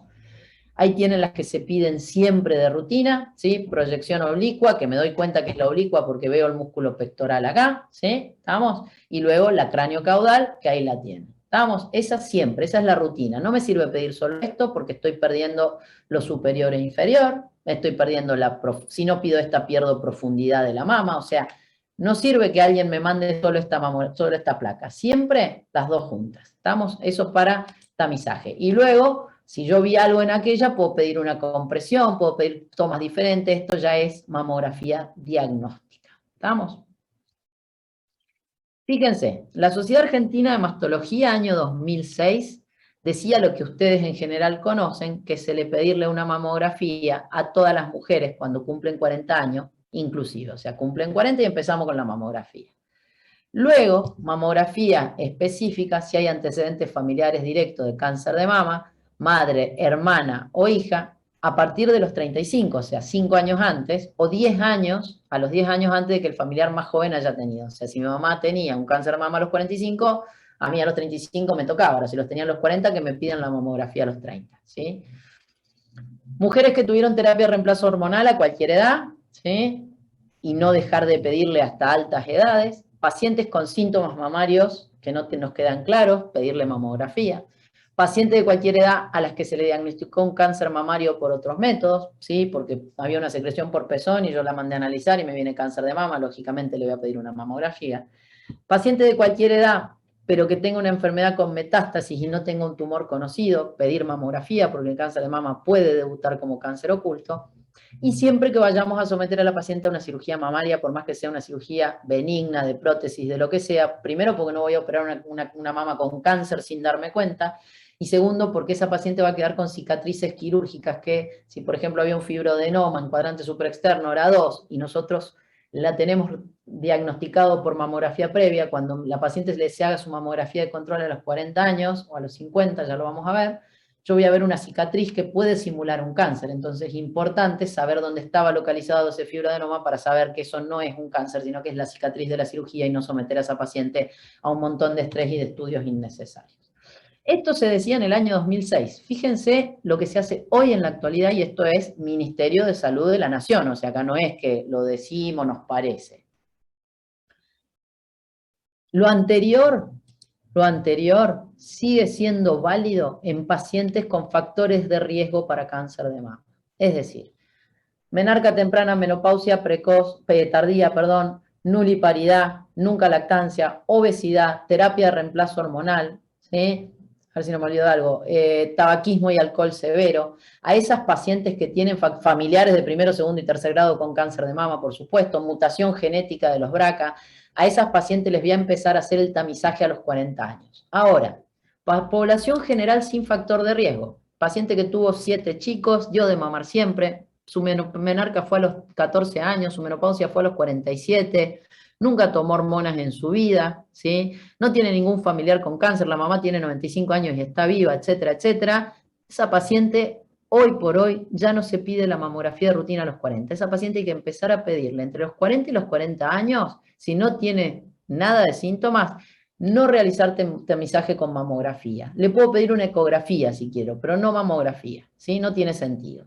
Paciente de 50 a 69 a casi de rutina. A todas las pacientes, independientemente de los factores de riesgo, tamizaje mamográfico. ¿Cuánto? Mínimo cada 2 años. Y eso lo va a definir el médico tratante, porque cuando ve la mamografía define si son mamas de riesgo o no por mamografía, y en base a eso pide anual o bianual. ¿Estamos? Y luego de los 70 años o más, si no tienen síntomas y no tienen ningún tipo de factor de riesgo, se sugiere no pedir más mamografía. Esto va de la mano de qué? Porque si ustedes se acuerdan, que no se van a acordar, pero yo se los voy a decir, dijimos que el hecho de tener más de 70 años me aumenta el riesgo de cáncer de mama. ¿Qué ocurre? Los cánceres de mama son de crecimiento lento en general, con lo cual, que yo le pida una mamografía en pacientes sin factor de riesgo, esto es sin factor de riesgo, después de los 70, lo único que me va a variar es que lo voy a agarrar un poquito antes, pero va a ser lo mismo que cuando la paciente en su examen, que no significa que la paciente no vaya a su ginecólogo y no se autoexamine. Si yo palpo un tumor a los 70 años de 1 o 2 centímetros, el pronóstico va a ser igual que en la paciente que le pedí la mamografía. Es decir, ¿por qué cambió esto? Porque los últimos estudios, y ya hace más de 30 años que se piden mamografías de rutina en todo el mundo, desde los 40 en adelante, demostraron que en el único grupo que hubo impacto en mortalidad es a las de 50 a 70 años que se le pide de rutina anual y cada 2 años. El objetivo de la mamografía, vuelvo a insistir, no es prevenir, porque no puede prevenir, es detectar a tiempo para que la sobrevida sea buena, para que no se mueran por cáncer. ¿Qué pasaba cuando pedíamos a los 40? A la paciente se le diagnosticaba el cáncer con 47 años, sin factor de riesgo, ¿no? Con 47 años, se la sometía a un montón de estrés, de un montón de cosas, y se terminaba muriendo a la misma edad que si la mamografía se la pedían a los 50. Entonces hoy, las recomendaciones actuales son, paciente con factor de riesgo, todo igual que antes. pacientes sin factor de riesgo, arrancamos con el screening mamográfico a partir de los 50, que es donde hay impacto global en mortalidad, que es el objetivo de la mamografía de tamizaje. ¿Qué analizamos cuando recibimos esa mamografía en el consultorio? Primero, si hay una lesión, dónde se localiza, qué densidad tiene esa lesión, si es muy densa o no, qué tamaño tiene, qué forma tiene, si tiene bordes regulares, si no tiene bordes regulares, si es espiculada, si no es espiculada, los márgenes, si son netos, si no son netos, si hay calcificaciones y cómo son esas calcificaciones, si son macrocalcificaciones de tipo benigna, si son microcalcificaciones agrupadas, etcétera, etcétera. ¿Cómo se orientan, si van hacia el pezón o no, si hacen X, si no hacen X? Hay un montón de descripciones que hacen que nosotros, dependiendo de la imagen que veamos, sospechemos malignidad o benignidad. Pero ¿qué ocurría siempre? Dependía del operador que estaba mirando la placa mamográfica, no había un lenguaje en común, y obviamente en los médicos que deberían ser los que piden mamografía, que no son ginecólogos, no son mastólogos expertos, que es el médico generalista, el médico de familia o el médico clínico, que es el que debería pedir el screening, ¿sí? Después derivar cuando está el problema. ¿Qué ocurría? Lógicamente, si uno no mira, no sé, 100 mamografías por mes, probablemente se le escapen cosas chicas. ¿Por qué? Porque es una cuestión de práctica, ¿no es cierto? Entonces, ¿qué pasa? Hoy por hoy hay un sistema de informes y registro de los datos de mamografía que se usan de rutina en todo el mundo que se llama BI-RADS, que es de la Sociedad Americana de Radiólogos. Esos BI-RADS lo que hacen es unificar un idioma en común para que el médico generalista que recibe una mamografía y que la ponen en el negatoscopio y no entiende nada porque no se dedica a eso, con el informe sepa cómo actuar, si eso está bien, si eso está mal, si tiene que ir a un especialista o no. Y ese informe, o eso que ustedes tienen que conocer, deben conocer como médicos, habla de 6 puntos. La categoría 6, lo único que nos dice es informe no definitivo. O sea, la mamografía no sirvió, hay que pedir algo más. Ecografía, resonancia, lo que se les ocurra. ¿Por qué? Porque la mama es densa y no se ve nada, porque la paciente tiene mamas muy pequeñas y no entraron bien en el mamógrafo. Por lo que fuera, hay que pedir otra cosa. Ni hay nada bueno, ni hay nada malo, no sirvió.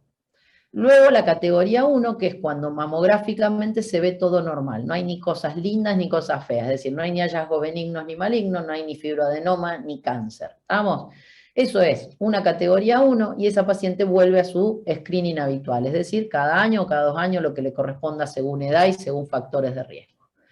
La categoría 2 es cuando hay algo, pero es bueno, es decir, calcificaciones de los vasos, que son súper frecuentes porque las pacientes tienen más de 50 años y empiezan a tener arteriosclerosis de los vasos y se pueden ver por mamografía.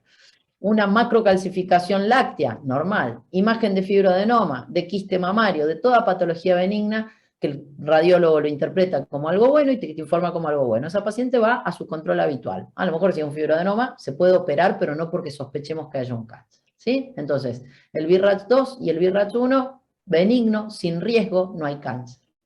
BI-RADS 3 tiene muy poca chance de que haya algo malo, pero hay un 2% de chance, con lo cual yo no me puedo quedar 100% tranquila y decirle a esa paciente vuelva en 2 años. Esa paciente hay que hacerle un seguimiento más estricto.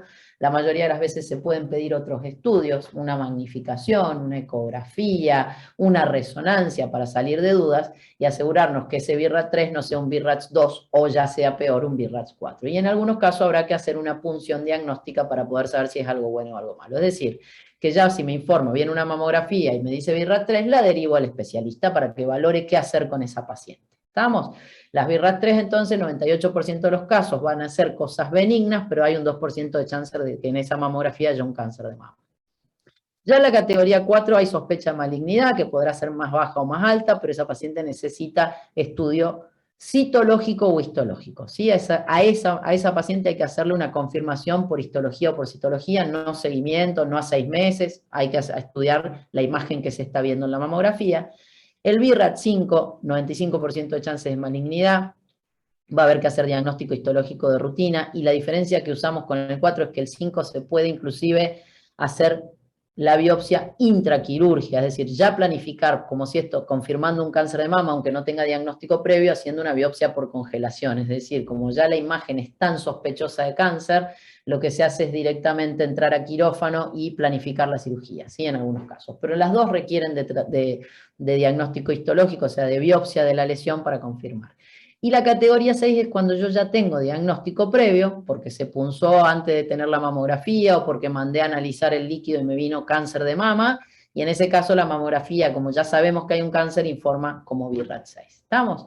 Las categorías de BIRAT se utilizan en mamografía, en ecografía y en resonancia. Lógicamente, para categorizar cada uno, las imágenes que se analizan en los 3 estudios son diferentes, pero sepan que en cualquiera de los tres estudios, si reciben un informe de estas características, aplica de igual forma, ¿sí? Categoría 0 hay que hacer otro estudio, categoría 1 y 2 benigno, categoría 3 seguimiento o estudios complementarios que me saquen de duda, y ya 4, 5 y 6, alta sospecha, baja, alta y confirmado de cáncer de mama, hay que hacer biopsia. ¿Estamos? Luego, la ecografía es el otro método más utilizado en cáncer de mama, el segundo por costo-efectividad, no porque sea mejor que la resonancia. Lo que nos va a valorar nos puede mostrar, sobre todo en lesiones sólidas, nos sirve para diferenciar quístico de sólido, pero tenemos un problema que no detecta con seguridad lesiones de menos de 1 centímetro, con lo cual no puede reemplazar a la mamografía como tamizaje. No detecta microcalcificaciones, que es el 50% de los cánceres no palpables se van a manifestar por microcalcificaciones, o sea que la ecografía me va a perder un montón de cánceres tempranos si yo la utilizo como método de screening.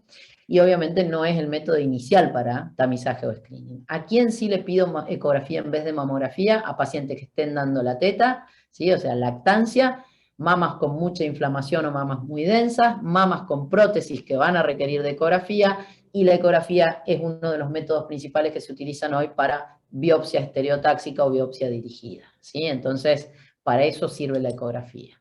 Desde el punto de vista ecográfico, lo que vamos a valorar van a ser la forma de las imágenes que encontremos, que los bordes sean regulares, que no tengan lobulaciones, y si las tienen, que no sean más de 3, que tengan textura homogénea, hipo o hipoecoica idealmente, y que tengan cápsula fina. Y las imágenes de sospecha es cuando veo nódulos con bordes espiculados, angulados, que no generan, que son sólidos, o sea, que tienen halos ecogénicos y demás, me hace empezar en malignidad. Al igual, como les dije antes, que la mamografía, la clasificación que van a tener puesta en la ecografía debería estar basada en los BIRATs.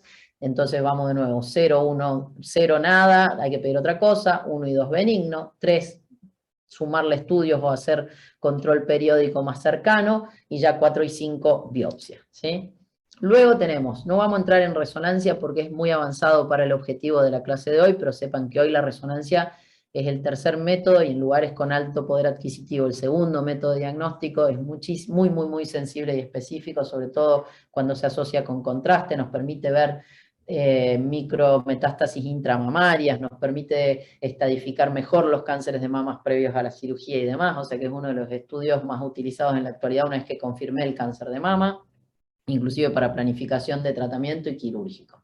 Y otros estudios que se pueden usar es el estudio de los conductos, que se llama ductografía, que es poniendo contraste a través del pezón, sobre todo en cánceres papilares que crecen intraconducto, y eso permite verlos. La termografía, que utiliza el calor, la elastografía, que utiliza la elasticidad de la mama, y lo más moderno, pero que todavía no está disponible más que en ensayos clínicos, que es la biología molecular, o las imágenes moleculares de la mama usando marcadores moleculares con hipercaptación, y que eso tiene una sensibilidad y especificidad en ensayos clínicos que ronda el 99%, por supuesto son métodos que vendrán más a futuro, quizás ustedes cuando ejerzan los tengan disponibles en algún momento. Entonces, luego de que hicimos todo el ejercicio diagnóstico con los estudios de imágenes, vamos a tener que confirmar si lo que estamos viendo es cáncer o no es cáncer, y para eso ya entramos en biopsia y en histología, ¿sí? Porque para poder ponerle el nombre de cáncer necesito el diagnóstico histológico. Y nosotros en cáncer de mama vamos a tener una problemática, que es que muchos de los cánceres, que por un lado es una solución, pero la problemática es que cuando los detecto muy temprano, son no palpables, es decir, como biopsio algo que no puedo tocar o que no puedo ver macroscópicamente. ¿Estamos? Entonces, nosotros vamos a tener en cáncer de mama lesiones que puedo tocar, que son fáciles de biopsiar, y lesiones no palpables que me voy a tener que guiar con algo para ir a estudiarlas. Las biopsias de lesiones palpables van a ser simples. Puedo hacer citología cuando hago punción con aguja fina, y eso es por punción por biopsia percutánea, la mayoría de las veces guiada por ecografía. La PAF o punción con aguja fina solamente estudia células, eso es citología, con lo cual sirve si confirma, es decir, si yo punzo una lesión y el patólogo me puede con eso decir que hay un cáncer ductal invasor, confirmo diagnóstico. Ahora yo hago una punción con aguja fina y en las células que mando a analizar el patólogo no ve atipía, voy a tener que, si la imagen me indica y es sospechosa, si estoy en un BIRATS 4, hacer otro estudio. ¿Por qué? Porque la citología, al ser solo células, puede que justo le haya errado a las células cancerosas. ¿Está claro? Entonces, si es positiva, confirma diagnóstico; si es negativo, tengo que hacer otra cosa. Punción con aguja grueso, eso ya es biopsia, y esa sí me va a confirmar diagnóstico. Y luego, si no hago punción previa, puedo ya directamente ir a quirófano. Y las biopsias quirúrgicas pueden ser incisionales o excisionales. Acuérdense que incisión es cuando saco un pedacito de la lesión, y excisión es cuando saco toda la lesión con márgenes, tratando de sacar márgenes macroscópicamente libres. Y estas dos las puedo hacer que me la analicen en forma diferida o congelación. Diferida significa saco toda la lesión, la mando a analizar, cierro la cirugía y me voy a mi casa y espero 10 días el resultado.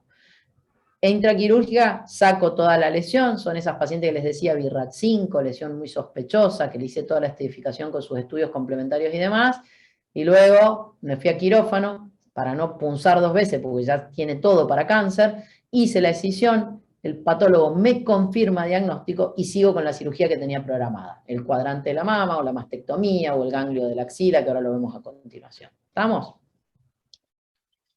Fíjense. Perdón.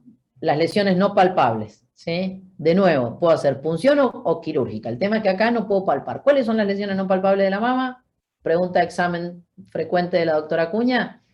Microcalcificaciones, tumores de menos de 1 centímetro o tumores profundos en mamas voluminosas que por más que los busque no los voy a tocar. ¿Sabes? Eso es lo más frecuente, ¿sí? Que por más que esté el cáncer y que podría palparlo, yo no llego, ¿sí? En esas pacientes voy a tener que guiarme con algo para llegar. ¿Y cómo se hacen esas punciones? Si quiero hacer una punción, puedo hacer, si se ve por ecografía, biopsia estereotáxica, o corbiopsia que se llama, guiada por ecografía, ¿sí? La veo por la ecografía, yo no la toco, pero voy con la aguja y voy viendo dónde estoy.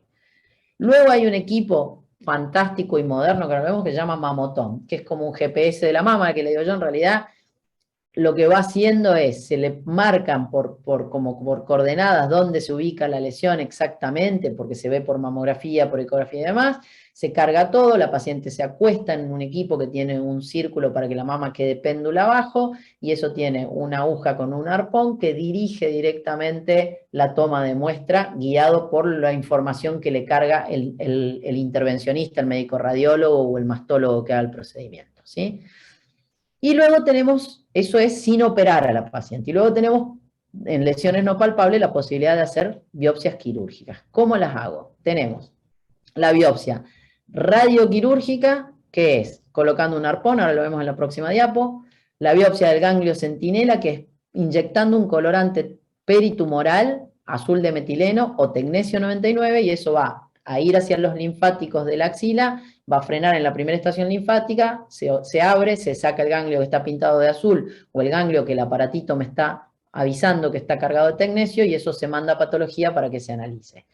Y luego se puede hacer excisional por congelación, ¿cómo? Yo hago, mirando las mamografías, veo que la lesión está ubicada en el cuadrante súpero-externo de mama derecha, a 2,5 centímetros de la axila y más o menos a 1 centímetro de profundidad. Entro, hago una incisión en la mama, me meto en esa zona anatómica que valoré, saco esa área a ciegas y la mando al patólogo para el patólogo mire y me diga, sí, doctora, está la lesión acá adentro, acá está el cáncer, y tiene márgenes libres, no se dejó ningún pedacito adentro.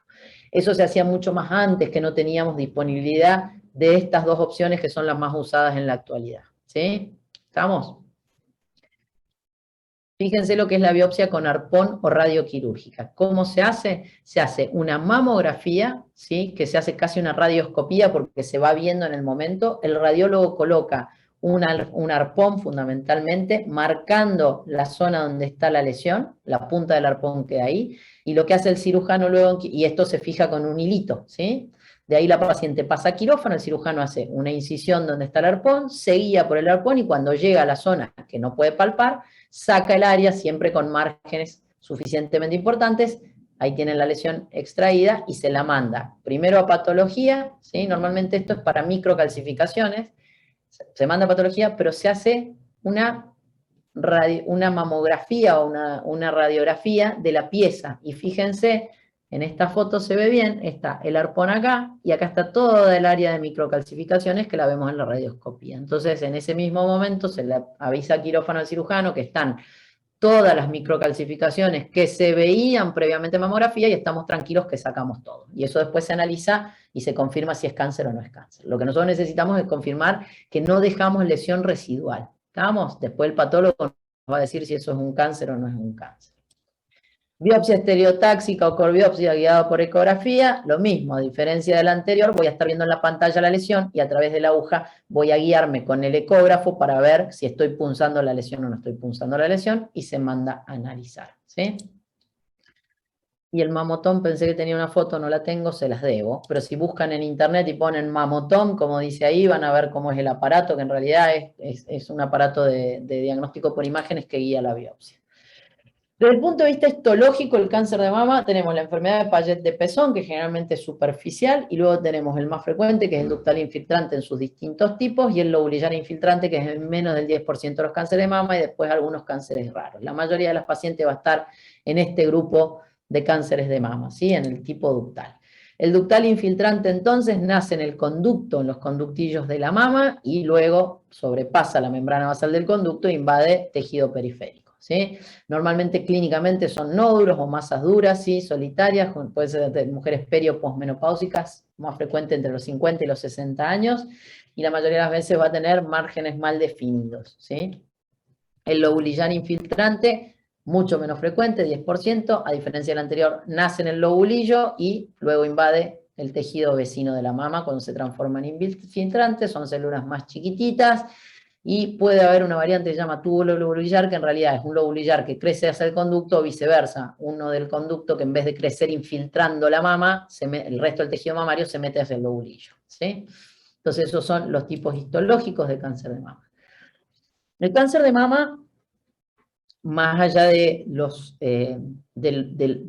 factores pronósticos de toda la vida que conocemos, que es si el tumor es grande o no es grande, si se va a la axila o no, hoy por hoy el cáncer de mama es una entidad que básicamente se maneja en base a cada paciente. Vamos a ir viendo ahora mientras sigue la clase que tenemos factores que nos pronostican cómo se va a comportar la enfermedad, pero a su vez estos últimos que ven acá, que me habla de triple negativo o triple positivo, ya lo vamos a ver, son los biomarcadores, y estos biomarcadores me van a inclinar la balanza hacia los tipos de tratamiento que va a recibir la paciente, ¿sí?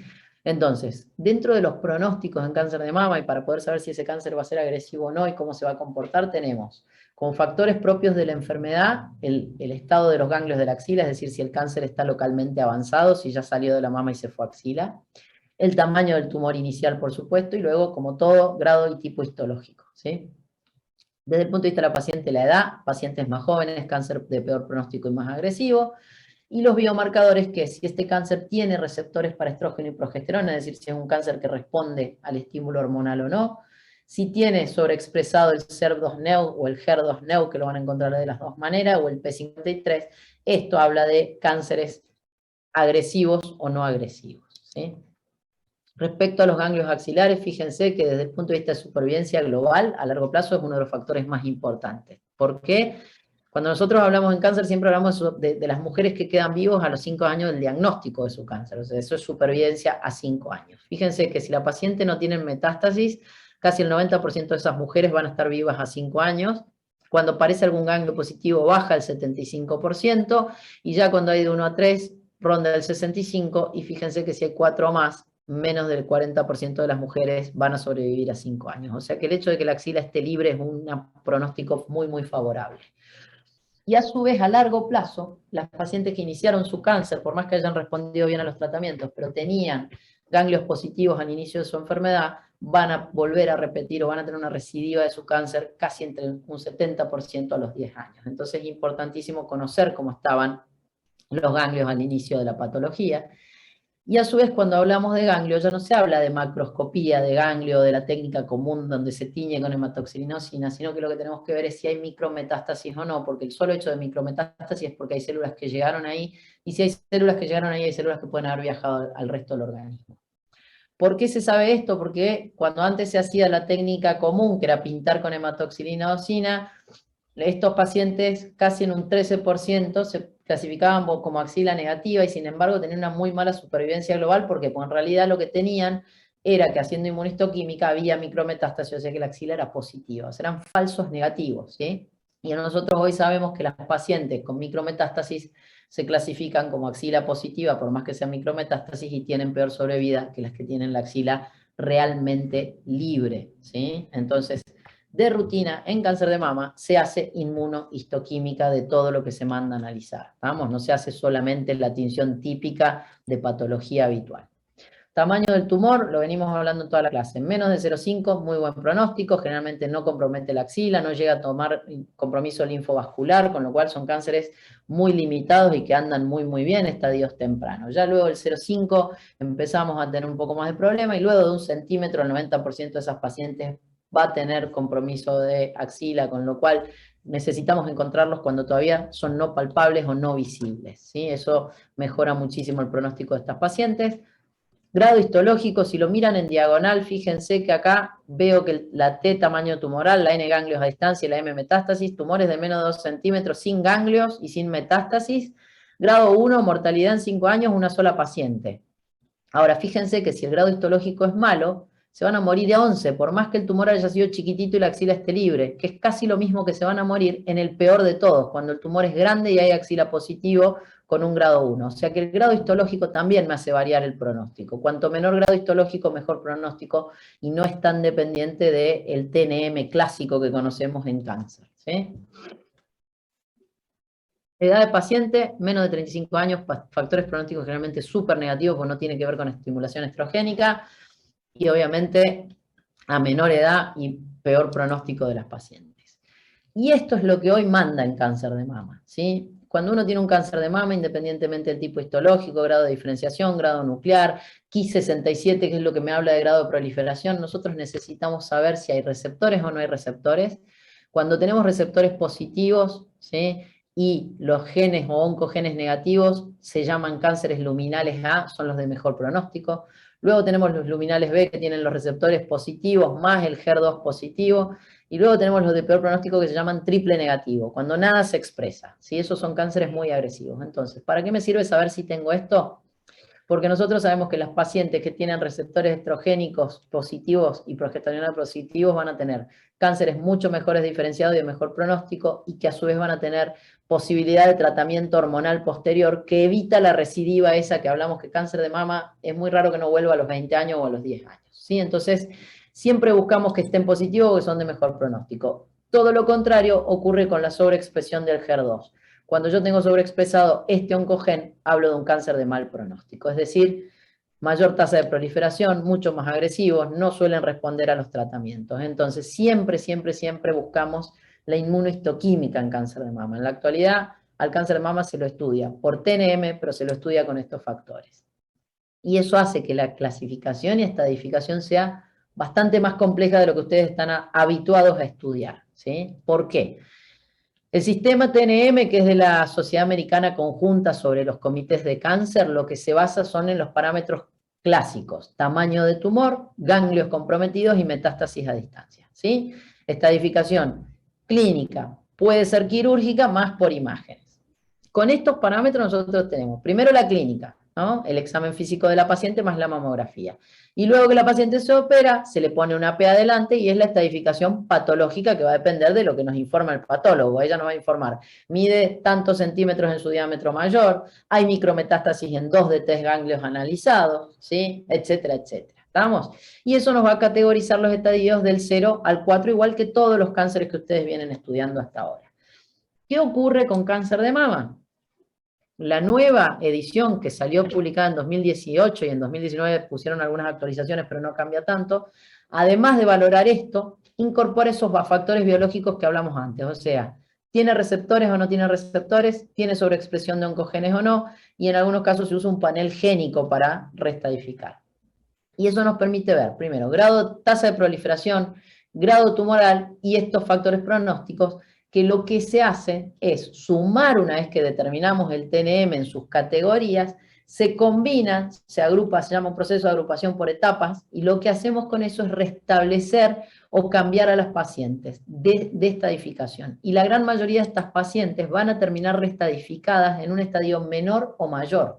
Yo puedo tener un tumor de 2 centímetros con un ganglio positivo, pero que no tiene sobreimpresión de oncogenes, que tiene un grado de proliferación muy bajito, que tiene receptores estrógeno, progesterona positivos. ¿Y qué significa? Por más que parecía que iba a ser un estadio 3, va a terminar siendo un estadio 2. ¿Por qué? Porque en realidad lo que ocurrió es que probablemente ese tumor, que crece muy lento, se pasó desapercibido en un control clínico previo o porque la paciente no se controló a tiempo. Entonces, el factor pronóstico me lo va a cambiar de estadio, ¿sí? Y la relevancia de poder saber esto no es que ustedes se lo estudien de memoria para rendir un examen, pero lo que tienen que entender es que el cáncer de mama depende de la paciente, de los factores biológicos, de la edad, y en base a eso va a tener un tratamiento a medida, de alguna manera. A igual estadio de TNM, yo voy a tener 4 pacientes diferentes que requieren 4 tratamientos diferentes, porque la que no tiene receptor de estrógeno no va a recibir hormonas y la que lo tiene sí, y a lo mejor tiene el mismo tamaño tumoral y el mismo cantidad de ganglios comprometidos, pero una recibe quimioterapia y la otra recibe hormonoterapia. ¿Está claro? Por eso es tan importante asociar las dos cosas cuando vemos la estadificación. De las categorías T, que ustedes conocen, tamaño tumoral y cómo se va la piel, cuando ven el TX es porque por algún motivo no se puede evaluar el tumor primario. T0 es cuando no hay evidencia de tumor primario, directamente son aquellos que aparecieron con metástasis a distancia. El TIS, cuando el carcinoma de mama todavía está in situ, o sea, dentro del conducto, o Spallet, todavía no hizo invasión. Luego, el T1 es cuando hay tumor de 2 centímetros o menos en su diámetro mayor, ¿sí? Hasta 2 centímetros es T1, y luego sus subclasificaciones. La P es porque obviamente para poder valorar esto, ese tumor tiene que estar ya extirpado, ¿sí? Es posquirúrgico, la P es de patología, ¿sí? Se mandó a analizar, y ahí sí el patólogo me va a decir, es un T1 MI, ¿por qué? Porque es re chiquitito, es un tumor que todavía estaba en conducto y que rompió la membrana basal, hizo una microinvasión muy pequeña de 1 milímetro. ¿Estamos? Entonces ese va a ser un MI.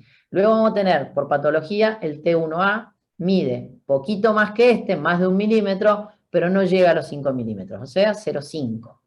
El 1B, 5 a 10, menos de 1 centímetro, como para que sea más fácil, y el 1C llega a los 2 centímetros, ¿no? Entre 1 centímetro y 2 centímetros tumorales. ¿Vamos? Luego ya, el estadio 2 no tiene A, B o C, es 2 centímetros menos de 5 en su diámetro mayor, y el 3 más de 5 en cualquiera de sus diámetros. Luego el 4 no nos interesa qué tamaño tiene el tumor, pero sí nos interesa que se extienda a la pared del tórax o a la piel. Cuando hablamos de pared torácica, que comprometa el músculo pectoral, y cuando hablamos de piel es que comprometa la piel, no que la tironee por un ligamento. ¿Está claro? Cuando ya se mandó a analizar, le ponemos la P de patología que veníamos hablando, el 4A, pared torácica, sin adhesión al músculo pectoral, es decir, toca la fascia del pectoral. El B, úlcera o hay nódulos satélites o edema o piel de naranja incluida. El C, cuando se suman las dos cosas, se va para atrás y va para adelante, el tumor de alguna manera. Y el 4D es el carcinoma inflamatorio de mama, que hace el tumor, el famoso tumor en piel de naranja, porque invade compromiso linfático y la mama aparece como si fuese una mama de una mastitis generalizada con inflamación, tumoración y dolor, ¿sí? Luego la N es cuando hay propagación a los ganglios linfáticos cercanos y en qué número, ¿sí? Cuando los mandamos a analizar ya extirpados quirúrgicamente podemos tener, la P siempre es cuando se sacó y se analizó por patología, chicos. NX, indeterminados, o porque se lo sacó previamente o porque no se operaron, ¿sí? N0, no hay metástasis. N1, de nuevo, MI cuando hay micrometástasis. 1A cuando ya hay metástasis macroscópica en 1 a 3 ganglios. El N2, metástasis de 4 a 9, y el N3, 10 o más ganglios axilares. ¿Estamos? Y la categoría M, propagada a distancia, ¿sí? Cáncer que ya pasó la zona local, ya salió de la mama y de la axila. X cuando no lo podemos evaluar, 0 cuando no hay propagación por los exámenes complementarios, el examen clínico y todos los estudios complementarios que se le puedan pedir a la paciente. La C es clínica, y positivas, células metastásicas en sangre y demás, no importa, chicos, pues se hace muy largo y muy engorroso. Y luego ya cuando M0 no es válida porque si no tenemos patología no la podemos usar. Clínico sí, no hay evidencia clínica a distancia. M1 a distancia y Y cuando le pongo con clínica a distancia, es decir, por ejemplo, una placa de tórax o un TAC de tórax que me informe una metástasis en pulmón, o un centellograma óseo que me hable de metástasis en óseo, la CES clínico radiológico, y luego si sacamos esa metástasis y confirmamos patológicamente que es una metástasis del cáncer de mama, le ponemos la P adelante M1, ¿sí? O sea, M0 no metástasis, M1 metástasis, y luego puede ser clínica o con confirmación si la pudimos operar o biopsiar o lo que fuera. Y en pacientes en cáncer de mama, a veces antes de operar se hace neoadjuvancia con quimioterapia. Cuando la paciente luego se opera de su cáncer, a todo lo que vimos se le pone el prefijo IP para que se sepa que esta paciente está siendo clasificada patológicamente posterior a haber recibido quimioterapia, con lo cual la estratificación clínica va a ser previa, ¿sí? ¿Se está entendiendo? Miren que después van al examen con esto. Es complejo, mama, es complejo. Bueno, si nadie pregunta, yo sigo. Fíjense, para que se den cuenta una sola cosita, les pongo esta imagen. Acá tienen las T, acá tienen las N y acá tienen las M. Si ustedes miran acá, en cáncer a veces uno pone, vieron, recién vimos endometrio, y el estadio 1A era bien fácil, ganglios linfáticos. Era tumor en cuerpo, 1A era cuando menos del 50, 1B más del 50. No había mucha opción. Fíjense acá, el estadio 0 y el estadio 1A tienen la misma T, la misma N, y es un solo estadio. Del estadio 1B puede variar la T y la N, entonces. ¿Cómo, doctora? Pero acá tenemos un T0, es decir, un tumor que no tiene menos de 2 centímetros, que no está evaluado. Acá hay un T1 que mide menos de 1 centímetro. Este no parecía que había nada y acá hay una micrometástasis, y al final la paciente igual está en estadio 1B. El tema con cáncer de mama es que dentro de un mismo estadio o grupo puedo tener distintos TNM, ¿sí? Entonces eso es importante de entender. Por eso es tan complejo, porque lo que vamos a hacer va a depender mucho dependiendo de cuál de todos estos y asociado a sus factores pronósticos, los tratamientos que le vamos a ofrecer. Entonces, a esa clasificación TNM, yo lo que le voy a tener que agregar van a ser esos factores biológicos y los oncogenes que expresan. Es decir, ¿tiene receptores? ¿Tiene oncogen sobreexpresado? Sí o no. O sea, luminal A, luminal B, que se llaman en la actualidad, triple negativo, doble negativo. Sí, hay varias, no los quiero seguir confundiendo, pero básicamente yo voy a agarrar esos factores pronósticos, voy a ver el tamaño, los ganglios y los factores pronósticos, y los voy a poner todo en una ensaladera, más la edad de la paciente, más las comorbilidades, porque no es lo mismo que la señora tenga un cáncer a los 90 que con 40, y yo, obviamente, si estoy sospechando recidiva a los 20, voy a hacer todo lo posible para que el cáncer no vuelva cuando tenga 60 años, que es joven todavía. Ahora, el mismo cáncer en una señora de 80 años, el tratamiento va a ser para que me sobreviva hasta los 90, con lo cual si hace una recidiva a los 105 probablemente no esté viva, ¿se entiende? Entonces cáncer de mama va a ser todo junto, estadificado y luego característica de la paciente para definir los tratamientos. 41% de las pacientes, una vez que yo hice el TNM y le agregué esto, van a ser reasignadas, o más o menos van a ir a un factor pronóstico más bajo o más alto, ¿sí? Y eso nos mejora mucho la calidad del tratamiento. Ahí hay otro ejemplo, después lo miran tranquilo, pero básicamente un estadio 1A, dependiendo después de si aparecen los biomarcadores, ¿sí? Yo tengo un T1N0M0, T1N0M0, pero este tiene un grado de diferenciación 1 y este tiene un grado de diferenciación malo, 3. Ninguno de los dos tiene el oncogen expresado, pero el de arriba, desgraciadamente, no tiene mis receptores estrogénicos, y este sí tiene el receptor estrogénico. Fíjense que son distintos. Los había clasificado por TNM en 1A a los dos, y a los dos los tuve que reclasificar a 2B. ¿Estamos? Entonces, cuando yo le sumo todo es cuando voy a ir moviendo las etapas. No hace falta que las sepan, pero sí que entiendan el porqué cuando se les pregunta en el examen. ¿Y cuál es la importancia de conocerlo? ¿Sí? Sobrevida según estadio. El único estadio homogéneo es el 1. Por suerte en estadio 1, ¿sí? En estadio 1, reclasificado con factores pronósticos y mantenido en estadio 1 en cáncer de mama, el 80% de las pacientes se va a curar de su cáncer. Curación nunca usamos, pero va a tener una sobrevida libre de enfermedad a 5 años altísima y sobrevida libre de enfermedad a 20 años muy alta. Ya el estadio 2, al ser un grupo heterogéneo, las tasas de curaciones rondan el 50-60%, empeoran en estadio 3, y el estadio 4 tiene un muy mal pronóstico, o sea, casi todas las pacientes a los 2 años van a fallecer por complicaciones asociadas o por su propio cáncer de mama, ¿sí?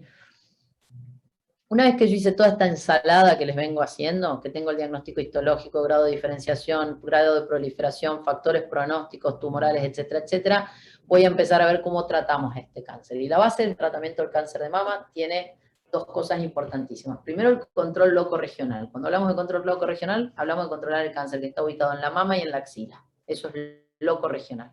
Y luego sistémico, las células que se pueden haber escapado de la axila y que están viajando por el cuerpo de esa paciente y que puedo que todavía no las esté viendo, pero las voy a ver en 15, 20 años, o que las esté viendo por imágenes complementarias. Entonces eso es control sistémico de la enfermedad. Y por supuesto la ayuda psicológica como todo paciente oncológico. Para el control locorregional disponemos de la cirugía y la radioterapia. La cirugía tiene 3 tipos, podemos solo sacar el tumor, prácticamente no se usa. Cirugía conservadora, que sacamos el cuadrante donde asienta el tumor, la que más se usa más frecuentemente. Mastectomía, se saca toda la mama y eso incluye la piel, la areola y el pezón. O adenectomía en algunos casos muy puntuales, que es parecido a cuando sacamos la mama en cirugías plásticas o reductivas, ¿sí? Respecto a la mastectomía, la primera que se hacía era súper agresiva. La mastectomía clásica sacaba los músculos pectorales, sacaba ganglios, sacaba todo. Esas pacientes se morían por sus complicaciones quirúrgicas o quedaban con el brazo colgando, sobre infecciones, etc. Eso se hizo en la época de Halsted, que se creía que a mayor ampliación quirúrgica, menor riesgo de recidiva, y lo único que se lograba era mayor morbilidad de las pacientes y mortalidad posquirúrgica. En la actualidad se utiliza la mastectomía simple modificada, que es la extirpación completa de la mama, incluyendo la piel, la areola y el pezón, o sea que sigue siendo una cirugía muy mutilante porque se saca todo, y luego el estudio de la axila, que puede ser con disección o vaciamiento completo o parcial por técnica de ganglio centinela, ¿sí? Los tratamientos conservadores para que podamos hacer el control locorregional de la enfermedad están más que aceptados, lógicamente, porque más allá de la parte quirúrgica y oncológica está la parte estética y psicológica. La cirugía, la mastectomía es muy mutilante, chicos, y trae mucho trastorno psicológico, sobre todo en pacientes muy jóvenes, ¿no es cierto? El cáncer de mama, desgraciadamente, lo vemos en pacientes jóvenes. Con lo cual, por más reconstrucción que se haga, cuando se hace mastectomía simple, se saca la piel y la areola, nunca queda igual la mama, porque hay que hacer tatuaje, porque hay que hacer muchas cirugías posteriores, etc. Entonces, si es posible y siempre que se pueda, lo más recomendado es este tipo de cirugía, que es la mastectomía parcial. Se extirpa el sector o el segmento o el cuadrante donde asienta el tumor. Luego se hace ganglio centinela o vaciamiento de la axila para estudiar la axila, y esto va siempre acompañado de radioterapia complementaria, porque si no vamos a tener recidiva en la misma mama. O sea que cuando hago conservador, la paciente sí o sí va a requerir de radioterapia posterior. A la axila la puedo estudiar y la tengo que estudiar siempre, o por ganglio centinela, ¿sí? Tinción y sacar el ganglio y que el patólogo me informe, o hacer vaciamiento axilar si yo ya tengo alta sospecha de que hay muchos ganglios comprometidos, ¿sí?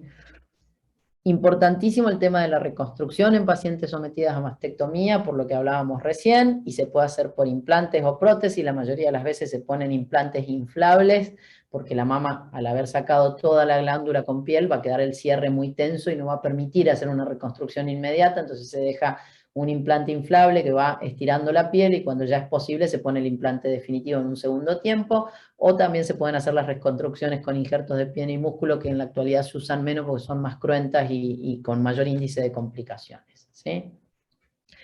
Entonces, cuando nosotros tenemos cánceres que son operables y que están en estadios relativamente iniciales, porque fíjense que hasta el 3C los operamos, el tratamiento va a estar basado en esto, en tratamiento locorregional. Primero, obviamente, biopsia para confirmar la lesión, que sea un cáncer de mama. Siempre conocer el estado y hacer esa estadificación en base a los receptores y las características patológicas adicionales que tenga ese cáncer, que son fundamentales para decidir cómo vamos a iniciar el tratamiento, y ahí veremos si arrancamos con quimioterapia o si arrancamos con tratamiento locorregional y luego quimioterapia, o si solamente va a tratamiento locorregional, ¿sí? Opciones quirúrgicas, como les dije, en estos estadios. Si vamos a hacer preservadora del seno, más radioterapia siempre, obligatoria. Mastectomía con reconstrucción o mastectomía simple si es el deseo de la paciente. Hay pacientes que no quieren saber nada con una segunda cirugía. Y siempre estudiamos la axila, ¿sí? Radioterapia en pacientes con cirugía conservadoras, ¿sí? Siempre 5 semanas, fracciones diarias de 1 day. ¿Qué ocurre cuando yo hago una mastectomía? Va a haber pacientes que, a pesar de haberle sacado la mama, van a requerir igual de radioterapia para control locorregional. Estas pacientes son aquellas que tienen alto riesgo de tener una recurrencia en la misma zona de la mama, que con anatomía patológica me informe que tenga 4 ganglios o más positivos luego de haber sido operada, que alguno de esos ganglios, aunque no sean 4, esté roto y tenga extensión extracapsular, que el tumor primario inicial de la paciente haya sido muy grande, ¿sí? O que cuando se sacaron los márgenes de resección no fueron suficientes, o estén muy pegados al pectoral o a la piel y no permitan un buen margen. Esas pacientes, a pesar de haber sido sometidas a una mastectomía, que debería ser el control locorregional de la enfermedad, desgraciadamente van a requerir de radioterapia posterior, ¿sí? Y luego necesitamos el control sistémico, esa recurrencia tan frecuente que tiene el cáncer de mama. Y para eso disponemos de quimioterapia en mama, hormonoterapia, tratamientos adyuvantes o neoadyuvantes. ¿Qué significa esto? El adyuvante es el más frecuente, que es después de haber hecho la cirugía y la radioterapia si corresponde, o la cirugía sola, se inician los tratamientos sistémicos. Y luego tenemos pacientes que previo al tratamiento locorregional van a requerir de quimioterapia. ¿Cuáles son esas pacientes? La mayoría de las veces son pacientes o con cánceres que se llaman triple negativos, que son muy agresivos, con crecimiento muy rápido, o tumores muy grandes que hay que reducir de tamaño para permitir una cirugía más conservadora, o tumores con sobreexpresión de oncogenes que sabemos que van a responder bien a quimioterapia, entonces eso lo van a decidir el equipo actuante una vez que tengan toda esa estadificación que hablamos antes, ¿sí? Dentro de los tratamientos que disponemos en cáncer de mama, si la paciente tiene receptores heterogénicos positivos, todas van a quedar con hormonoterapia posterior al tratamiento locorregional, independientemente de que reciban o no quimioterapia. Y esa hormonoterapia puede ser con tamoxifeno, con anastrozol, con letrozol, cualquiera de estos agentes, normalmente se utilizan durante 5 años. Eso es para evitar la recidiva, ¿sí? Para el control locorregional y evitar la recidiva local de la enfermedad. Dentro de las quimioterapias, fíjense, reducción significativa de mortalidad en la mayoría de las pacientes, y en pacientes de menos de 50 años mejora la sobrevida a 10 años en el 71%. Dicho esto, cualquier paciente que tenga cáncer de mama y tenga menos de 50 años va a recibir quimioterapia independiente de los resultados de los biomarcadores, ¿sí? ¿Por qué? Porque mejora la sobrevida a largo plazo. Y estas pacientes pueden recibir la quimioterapia previa o posterior, pero van a recibir quimioterapia independientemente de que reciban además, como les dije antes, tamoxifeno, anastrozol, etcétera, etcétera. Respecto a lo que son los anticuerpos monoclonales, ¿sí? Que también se utilizan en algunas pacientes, sobre todo cuando tienen el Ki67 muy alto o el HER2-neu en sobreexpresión o se asocian a un P53. ¿Estamos? Es fino lo que estoy explicando, pero bueno, son los tratamientos que existen hoy en cáncer de mama. Y la selección de esa terapia sistémica, vuelvo a insistir, depende de cada paciente. El tratamiento en mama es a medida, entonces va a depender de cómo está la axila, el riesgo particular. ¿Por qué les digo esto? Imagínense que yo tengo una paciente de 86 años que viene con un cáncer de mama, por más que sea de mal pronóstico. ¿Qué le vamos a ofrecer a esa paciente? Lo ideal va a ser seguramente una mastectomía. ¿Por qué? Porque le evito la radioterapia. La radioterapia en una señora de 85 años me va a dar fibrosis pulmonar, riesgo de insuficiencia respiratoria, de que me haga una insuficiencia cardíaca. ¿Estamos? Tiene 85 años, saco la mama, hago el control locorregional, tiene receptor de estrógeno, bueno, el tamoxifeno no le va a hacer nada, o el anastrozol me va a evitar que llegue a los 90 con una recidiva. Ahora, le voy a dar una quimioterapia a esta señora que es cardiotóxica severa, que la va a anemizar, que me va a hacer una aplasia medular, y tiene 85 años, probablemente no. Misma paciente, mismo cáncer, mismos biomarcadores, tiene 45. Voy con toda la batería disponible, pues si no a los 60 vuelve con su cáncer. ¿Se entiende? A eso voy, que cáncer de mama es paciente independiente, TNM independiente y biomarcador independiente. Entonces la decisión de la terapia va a depender de todos estos factores, siempre es multidisciplinaria y siempre es en consenso con la paciente. Yo puedo tener una paciente que tiene un cáncer que lo puedo hacer con tratamiento locorregional, solamente una cirugía conservadora y ofrecerle radioterapia, y la paciente me diga, no, sáqueme todo, no quiero saber nada y no quiero tener radioterapia en lo posible. Entonces se va a una mastectomía por elección de la paciente. ¿Estamos? Entonces, ustedes deben conocer que el tratamiento en cáncer de mama es locorregional y sistémico, que se basa en los resultados de la anatomía patológica y de los biomarcadores que tengamos, en base a la edad de la paciente y a las preferencias de la paciente. ¿Estamos? Y sobre todo tiene un enfoque para evitar la enfermedad actual, pero también para evitar la recidiva a largo plazo, que es muy frecuente en cáncer de mama, ¿sí? Ya cuando tenemos estadios inoperables, todo lo que hagamos va a ser obviamente de paliativo, La cirugía inicial puede ser o para determinación histológica o para ver si tiene receptores y poder ayudarla con algo de medicación sistémica. Podremos hacer quimioterapia neoadyuvante y luego, si tenemos una buena respuesta en cáncer inflamatorio de mama, por ejemplo, plantearnos siempre mastectomía. Acá, cuando era inoperable de entrada por tamaño tumoral o porque era un inflamatorio, si la quimioterapia funciona y la paciente responde y disminuye el tamaño, no se le puede ofrecer cirugía conservadora. Acá hay que sacar todo, ¿sí? Y luego, dependiendo de si tienen receptores o no, se harán distintos tipos de tratamiento, y cuando hay enfermedad sistémica, todo lo que hagamos va a ser paliativo y para mejorar la calidad de vida de la paciente. Fíjense que tienen muy poca supervivencia a 2 años. Si tienen ulceración de la mama, sobreinfección y sangrado, se le puede ofrecer una mastectomía profiláctica. Si hay metástasis vertebrales, estabilizarlas. Metástasis pulmonares extirpables que le den mala calidad de vida, se pueden sacar. O sea, se opera lo que mejore calidad de vida, pero nunca con fin quirúrgico curativo, sino siempre con fin de mejora de calidad de vida y paliación de la paciente. ¿Estamos? Y con eso los dejo de torturar, porque ya sé que fueron 2 clases muy ajustadas y muy largas, y encima son 2 temas, sobre todo el último, muy importantes, ¿sí?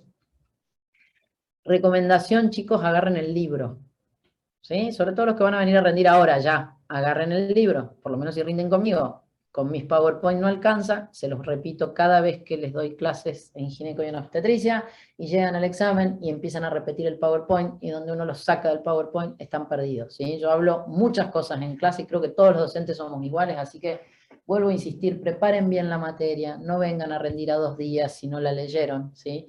Y les vuelvo a pedir disculpas si se dio, o por lo menos en mi caso, excepcionalmente di las clases un poquito más amontonadas que habitual, pero bueno, fue una cuestión inevitable, ¿sí? Preguntas sobre este tema, me quedé difónica yo. Ahí les pongo la bibliografía para que saquen una foto o lo copien.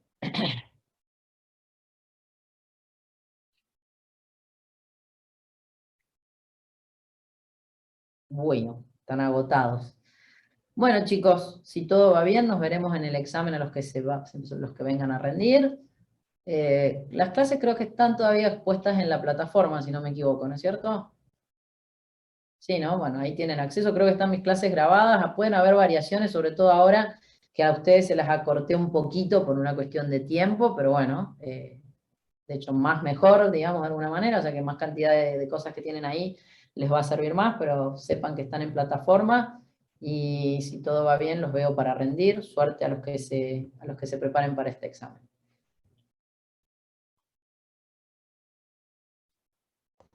Muchas gracias, doctora.